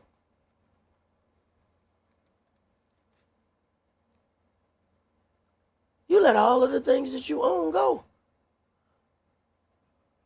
Now, other people get no interest, no tax business loans to come right in your neighborhood and set up a shop.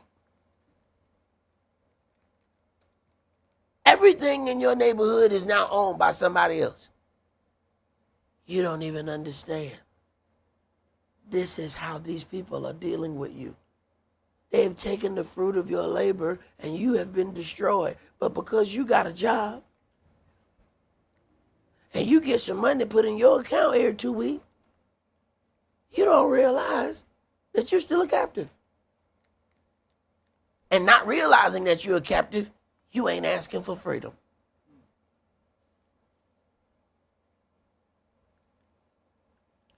Let's go to Joshua chapter 7.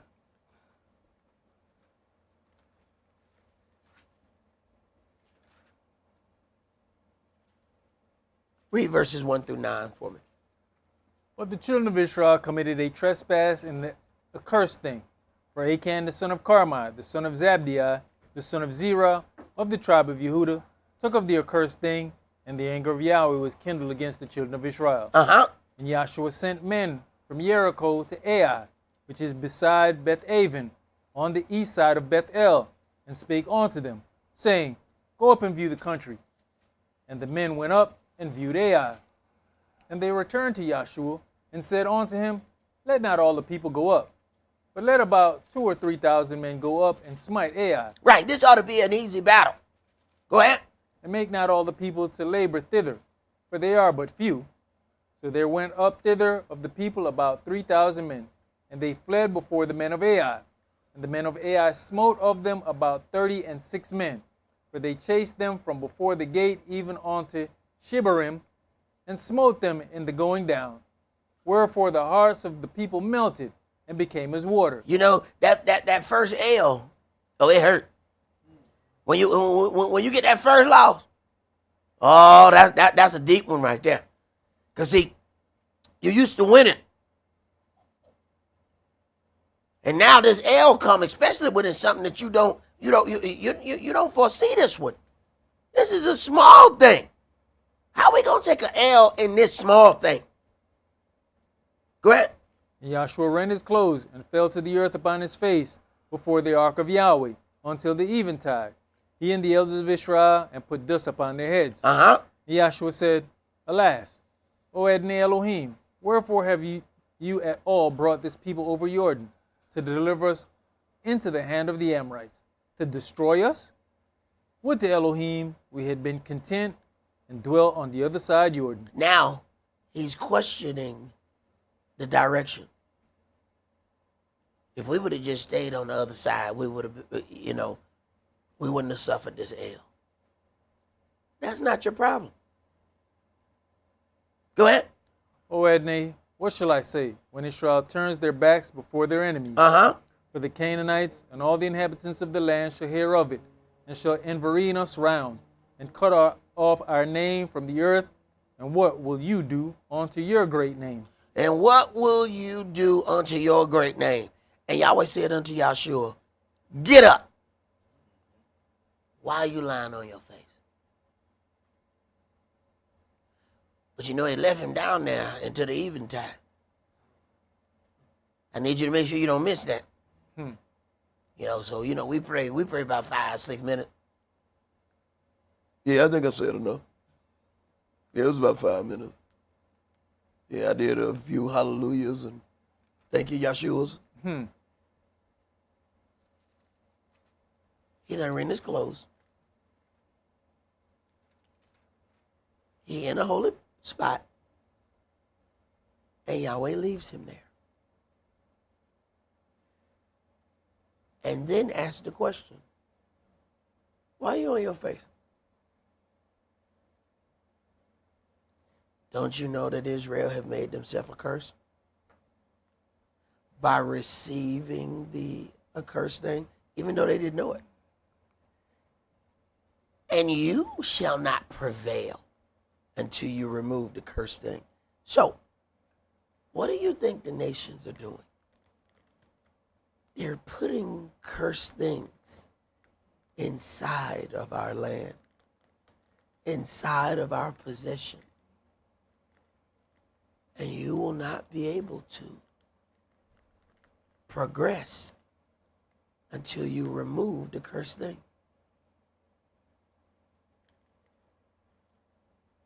They're dealing with you inside of your heritage.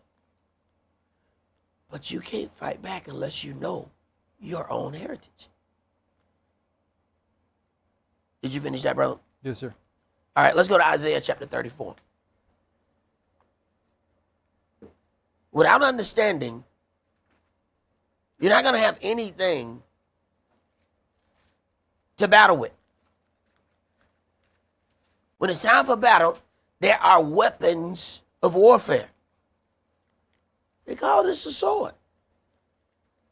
They said, where's your sword of Elohim?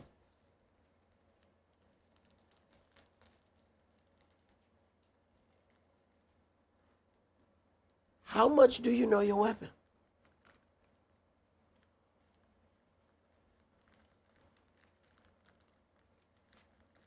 Because they're using your weapon against you. Isaiah 34, let's read verses 1 through 8. Come near, you nations, to hear and hearken, you people. Let the earth hear and all that is therein, the world and all things that come forth of it. For the indignation of Yahweh is upon all nations, and his fury upon all their armies. He has utterly destroyed them, he has delivered them to the slaughter. Their slain also shall be cast out, and their stink shall come up out of their carcasses, and the mountains shall be melted with their blood. And all the host of heaven shall be dissolved, and the heavens shall be rolled together as a scroll, and all their hosts shall fall down, as the leaf falls off from the vine, and as a falling fig from the fig tree. For my sword shall be bathed in heaven. Behold, it shall come down upon Idumea and upon the people of my curse to judgment. The sword of Yahweh is filled with blood. It is made fat with fatness, and with the blood of lambs and goats, with the fat of the kidneys of rams. For Yahweh has a sacrifice in Basra, and a great slaughter in the land of Idumea. And the unicorns shall come down with them, and the bullocks with the bulls, and their land shall be soaked with blood, and their dust made fat with fatness. For it is the day of Yahweh's vengeance, and the year of recompenses for the controversy of Zion. The controversy of Zion. What is this controversy of Zion? Remember that the children of Israel, ethnic Israel, were sent all over the globe. Well, the controversy, Yahweh says what? They have parted my land. He says, when he restores it, strangers shall no more walk through it. The controversy is who the land really belongs to. Yahweh said he's going to solve this controversy. But he's going to give everybody an opportunity to make their case. But isn't that how a judge operates? All right. Plaintiff, you go. Defendant, you go. Call all your witnesses. Call all your witnesses. Now, the judge renders his judgment. But first, you got to call everybody out. All y'all, come on. Produce your cause.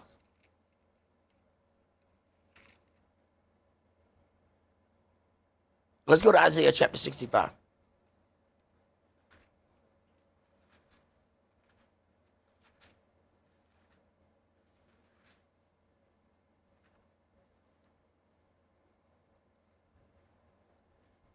Isaiah chapter 65 and verse 1. I'm sought of them that asked not for me. I'm found of them that sought me not.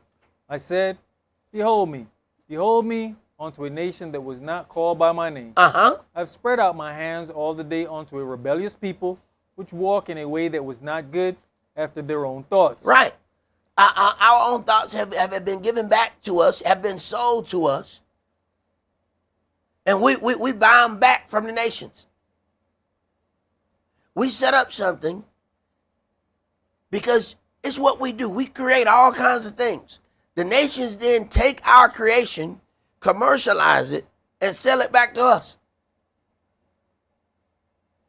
Go ahead. A people that provokes me to anger continually to my face, that sacrifices in gardens and burns incense upon altars of brick, which remain among the graves and lodge in the monuments, which eat swine's flesh, and broth of abominable things is in their vessels, which say, stand by yourself, come not near to me, for I am holier than you. These are a smoke in my nose, a fire that burns all the day. Behold, it is written before me, I will not keep silence, but will recompense into their bosom your lawlessness and the lawlessness of your fathers together, says Yahweh, which have burnt incense upon the mountains and blasphemed me upon the hills. Therefore will I measure their former work into their bosom. Thus says Yahweh, as the new wine is found in the cluster, and one says, destroy it not, for a blessing is in it, so will I do for my servant's sake, that I may not destroy them all. And I'll bring forth a seed out of Jacob and out of Yehudah, an inheritor of my mountains, and mine elect shall inherit it, and my servants shall dwell there. Mine elect shall inherit it. Go ahead. And Sharon shall be a fold of flocks, and the valley of Achor a place for the herds to lie down in. For my people that have sought me.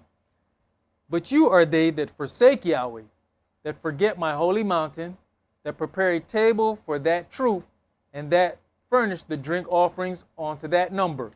Therefore will I number you to the sword, and you shall all bow down to the slaughter.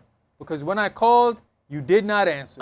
When I spake, you did not hear, but did evil before mine eyes, and did choose that wherein I delighted not. Right. It's a sign of respect that when you are called, you answer. It's a sign of disrespect when you decide, I ain't going to answer. Go ahead. Therefore, thus says the Adonai, behold, my servants shall eat, but you shall be hungry. Behold, my servants shall drink, but you shall be thirsty. Behold, my servants shall rejoice, but you shall be ashamed. Behold, my servants shall sing for joy of heart, but you shall cry for sorrow of heart, and shall howl for vexation of spirit. And you shall leave your name for a curse unto my chosen. Wait. So all the time that the children of Israel have had to walk in the curse, when that restoration is given to them, somebody else going to have to become a curse. Well, wait a minute. When Saul was king and Yahweh anointed David king, the spirit that was on Saul left him and an evil spirit went into Saul. That evil spirit got to go somewhere.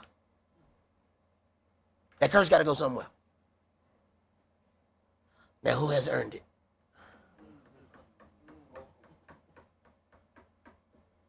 Okay, go ahead.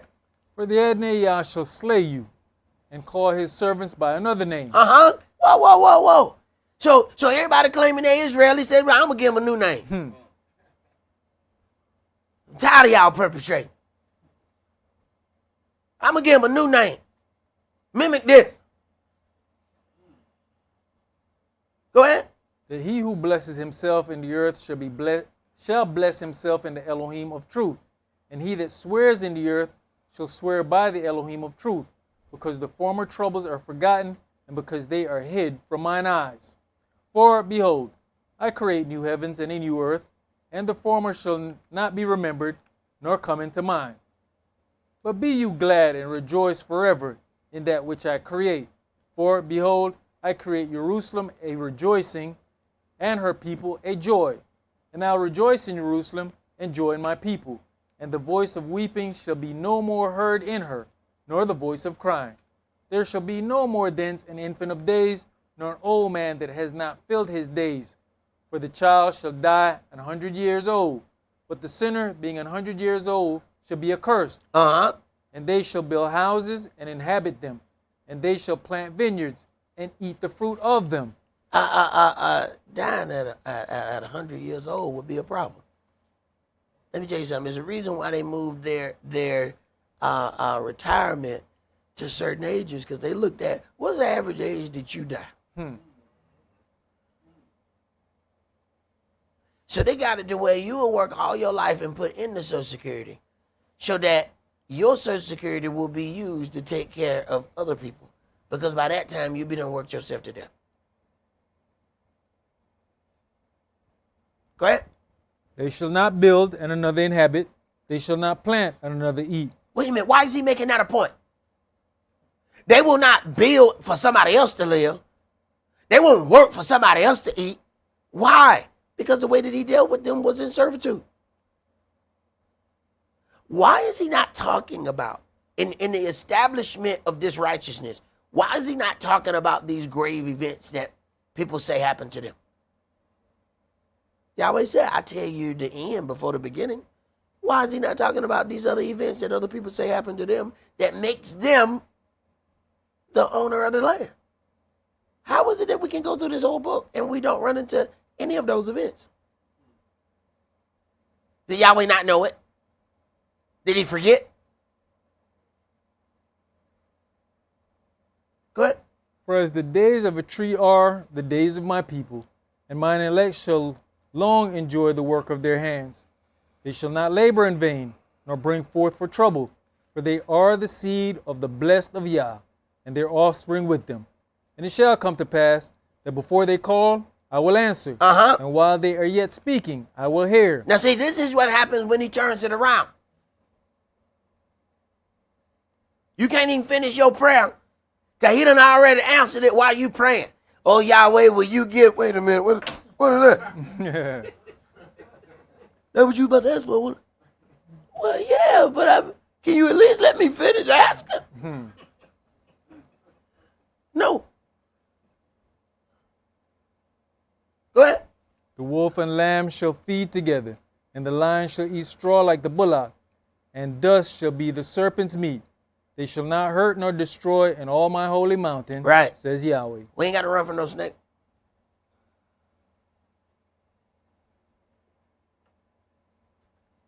Let's go to Hosea chapter 2.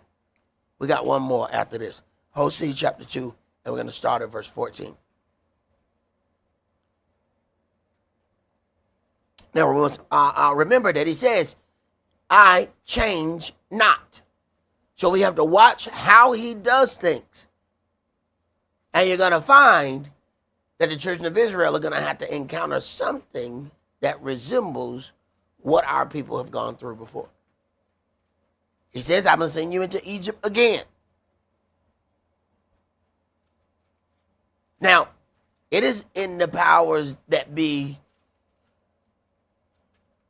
for their profit if they get it to a point where they say, you know what, let's gainsay that. This ain't Egypt again.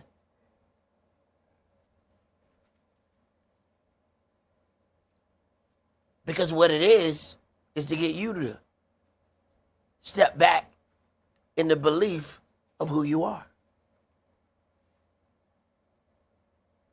Hosea chapter 2, and let's start at verse 14. Therefore, behold, I will allure her and bring her into the wilderness and speak comfortably unto her. Is that not what he did before?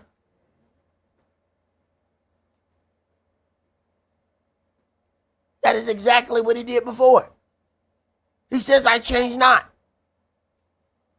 Go ahead. And I will give her vineyards from thence, and the valley of Achor for a door of hope. Did we just read about the valley of Achor? Go ahead. And she shall sing there, as in the days of her youth, and as in the day when she came up out of the land of Egypt. As they say, sing us one of those songs of Zion. How can I sing the song of my Elohim in a strange land? Why would your captors require of you mirth? Because they say you was born for this. Now sing us one of them songs, man. Because y'all make music out of anything. Y'all don't need no drums. Y'all beating on these buckets. Y'all got the spoons that you found out in the field. You done made symbols out of those. Go ahead and make your music. Go ahead. And it shall be at that day, says Yahweh, that you shall call me Ishai, and shall call me no more Baal. You ain't gonna call me Lord no more. You ain't gonna call me out my name. You gonna respect me. And you ain't gonna be walking around like other people talking about some Hashem. Now you gonna call me by my name. You gonna respect me. What did he say? This is my name forever. Go ahead. For I'll take away the names of Baalim out of her mouth. What do you think Lord is? Baal. So these folks be playing with us, and they said, yeah, we're going to make a real large ballroom.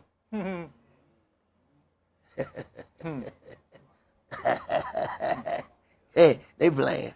They playing. Go ahead. And they shall no more be remembered by their name. And in that day will I make a covenant for them with the beasts of the field, and with the fowls of heaven, and with the creeping things of the ground. And I'll break the bow and the sword and the battle out of the earth, and will make them to lie down safely. And I'll betroth you unto me forever. Yes, I will betroth you unto me in righteousness, and in judgment, and in loving kindness, and in mercies. I will even betroth you unto me in faithfulness, and you shall know Yahweh. And it shall come to pass in that day, I will hear, says Yahweh, I will hear the heavens, and they shall hear the earth.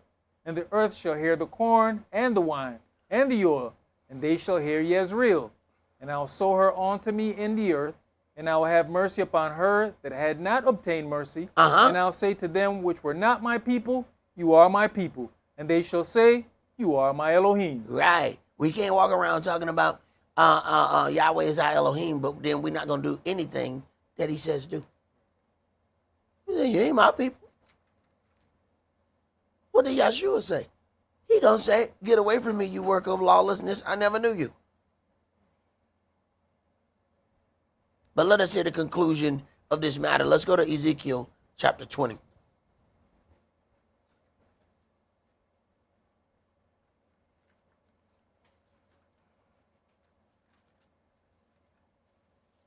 And let's read verses 33 through 44.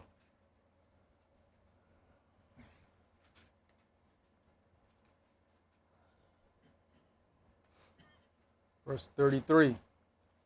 As I live, says the Adonai, surely with a mighty hand and with a stretched out arm and with fury poured out will I rule over you. And I'll bring you out from the people and will gather you out of the countries wherein you are scattered. With a mighty hand and with a stretched out arm and with fury poured out. And I'll bring you into the wilderness of the people, and there will I plead with you face to face. Did not he say, I change not? How many times does he have to say, I'm telling you what I'm going to do?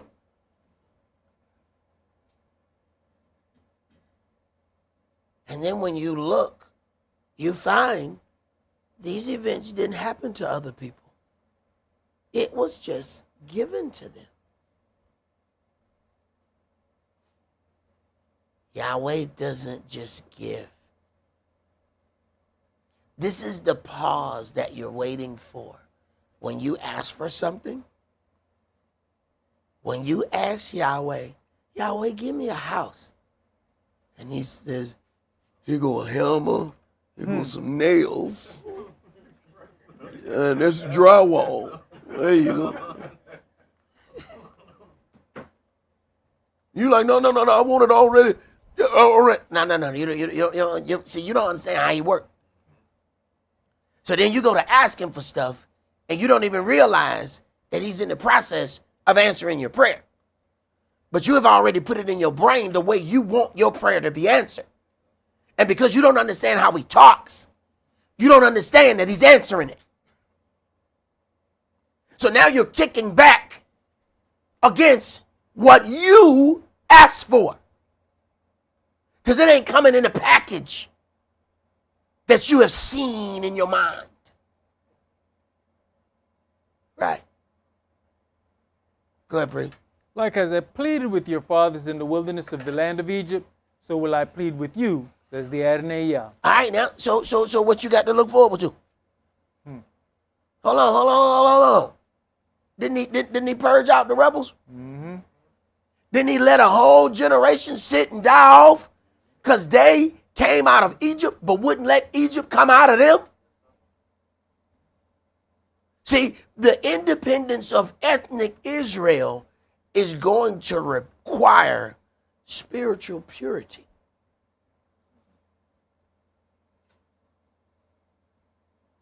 Go ahead. And I'll cause you to pass under the rod, and I'll bring you into the bond of the covenant. Wait a minute. If you're going under the rod, you're going under the law.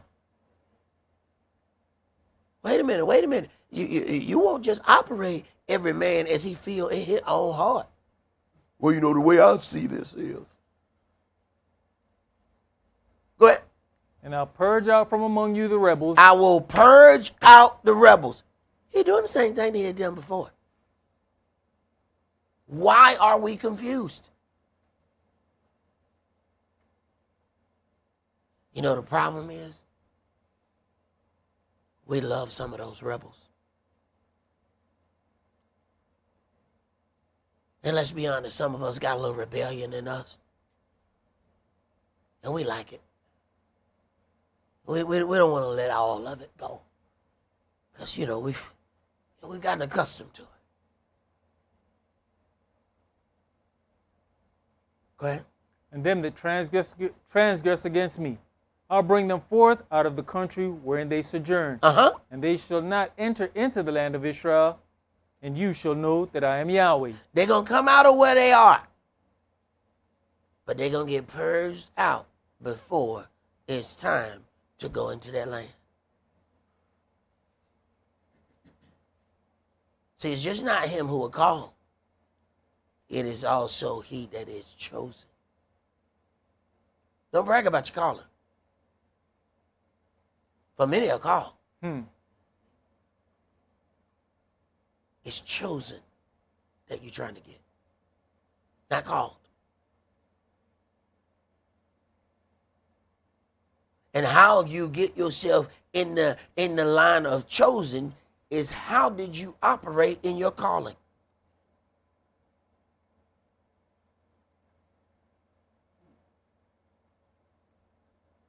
So you call first. This is that part where he give out the talents. You got 1, you got 2, you got 5. Now I'm finna go over here and sit down. Let me see who chose. But he called all 3 of them. But he didn't choose all 3 of them. How are you going to operate in your calling? Simple question.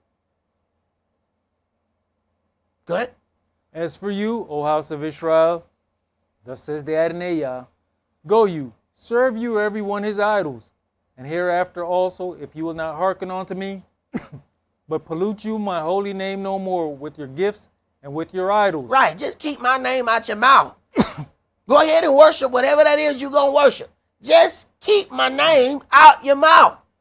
Stop putting my name in it.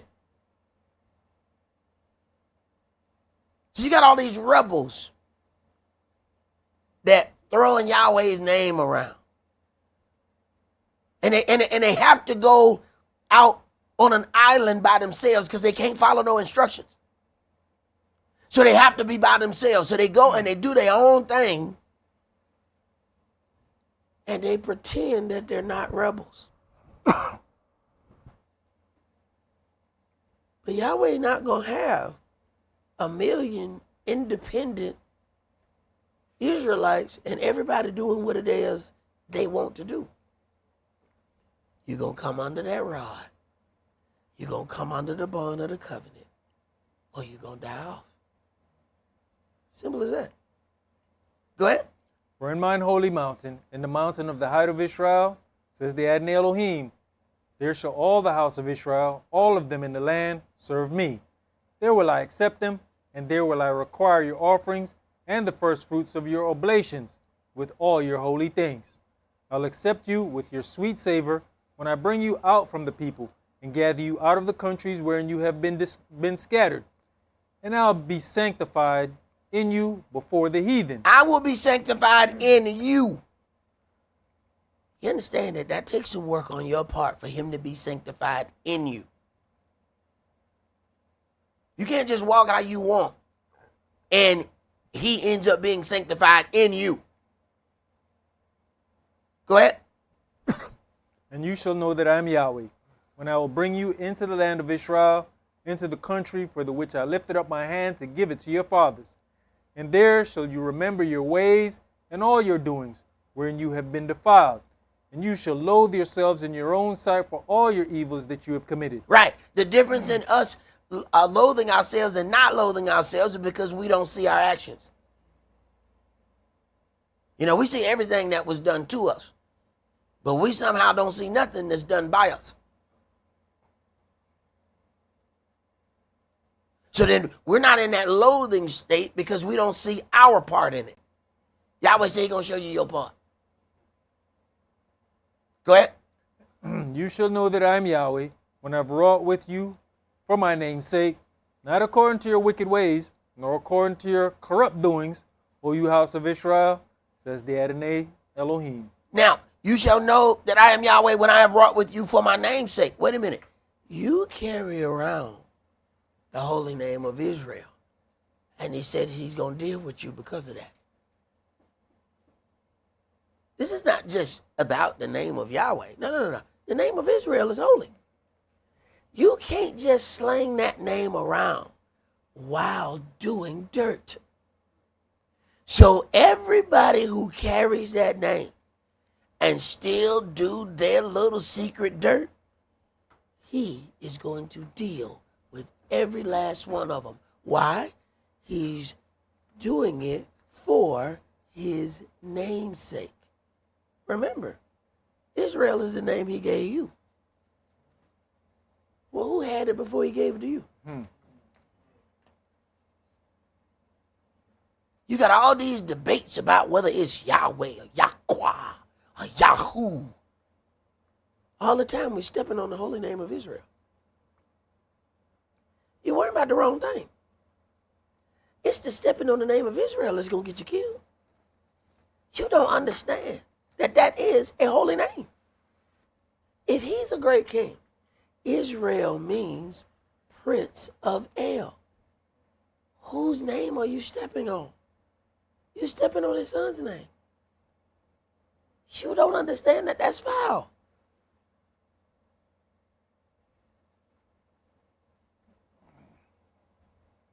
For us to have our real independence, we're going to have to come under the bond of that covenant.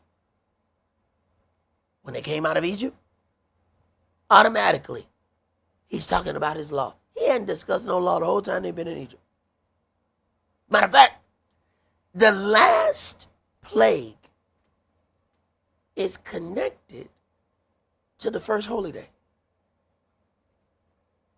He does 9 plagues, gets down to the 10th, and say, now they're in the middle of turmoil and in the middle of their independence being born as a nation. And he said, now, let me tell you about this Passover. Now take the blood. Hey, man, hold on, man. Hey, man, are you focused, Yahweh? Are you focused? Pharaoh trying to, hey, he is seriously angry with us. And you're talking about Passover. Oh, no. They're directly connected. They are directly connected. He goes through all of these plagues, get down to the last one, and start talking to you about Passover. Now, he ain't out of his mind. He said, all of that was leading up to the grand showing. Here go the grand showing. Now, let's go ahead and let me explain to you about this Passover. Passover took place in captivity.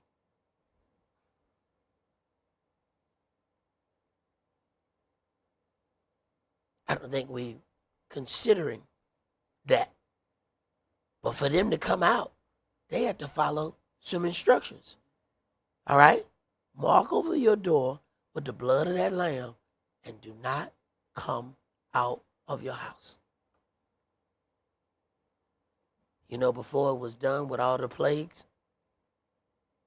even the Egyptians, some of them started believing. They said, no, I grew up watching y'all talk all this God stuff, but I ain't never seen nothing like this. Now the God that they worship is real. Why you think it was a mixed multitude?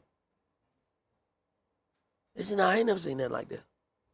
I seen magicians do things. I seen little tricks. But I've never seen anything like this. I'm going to go with them.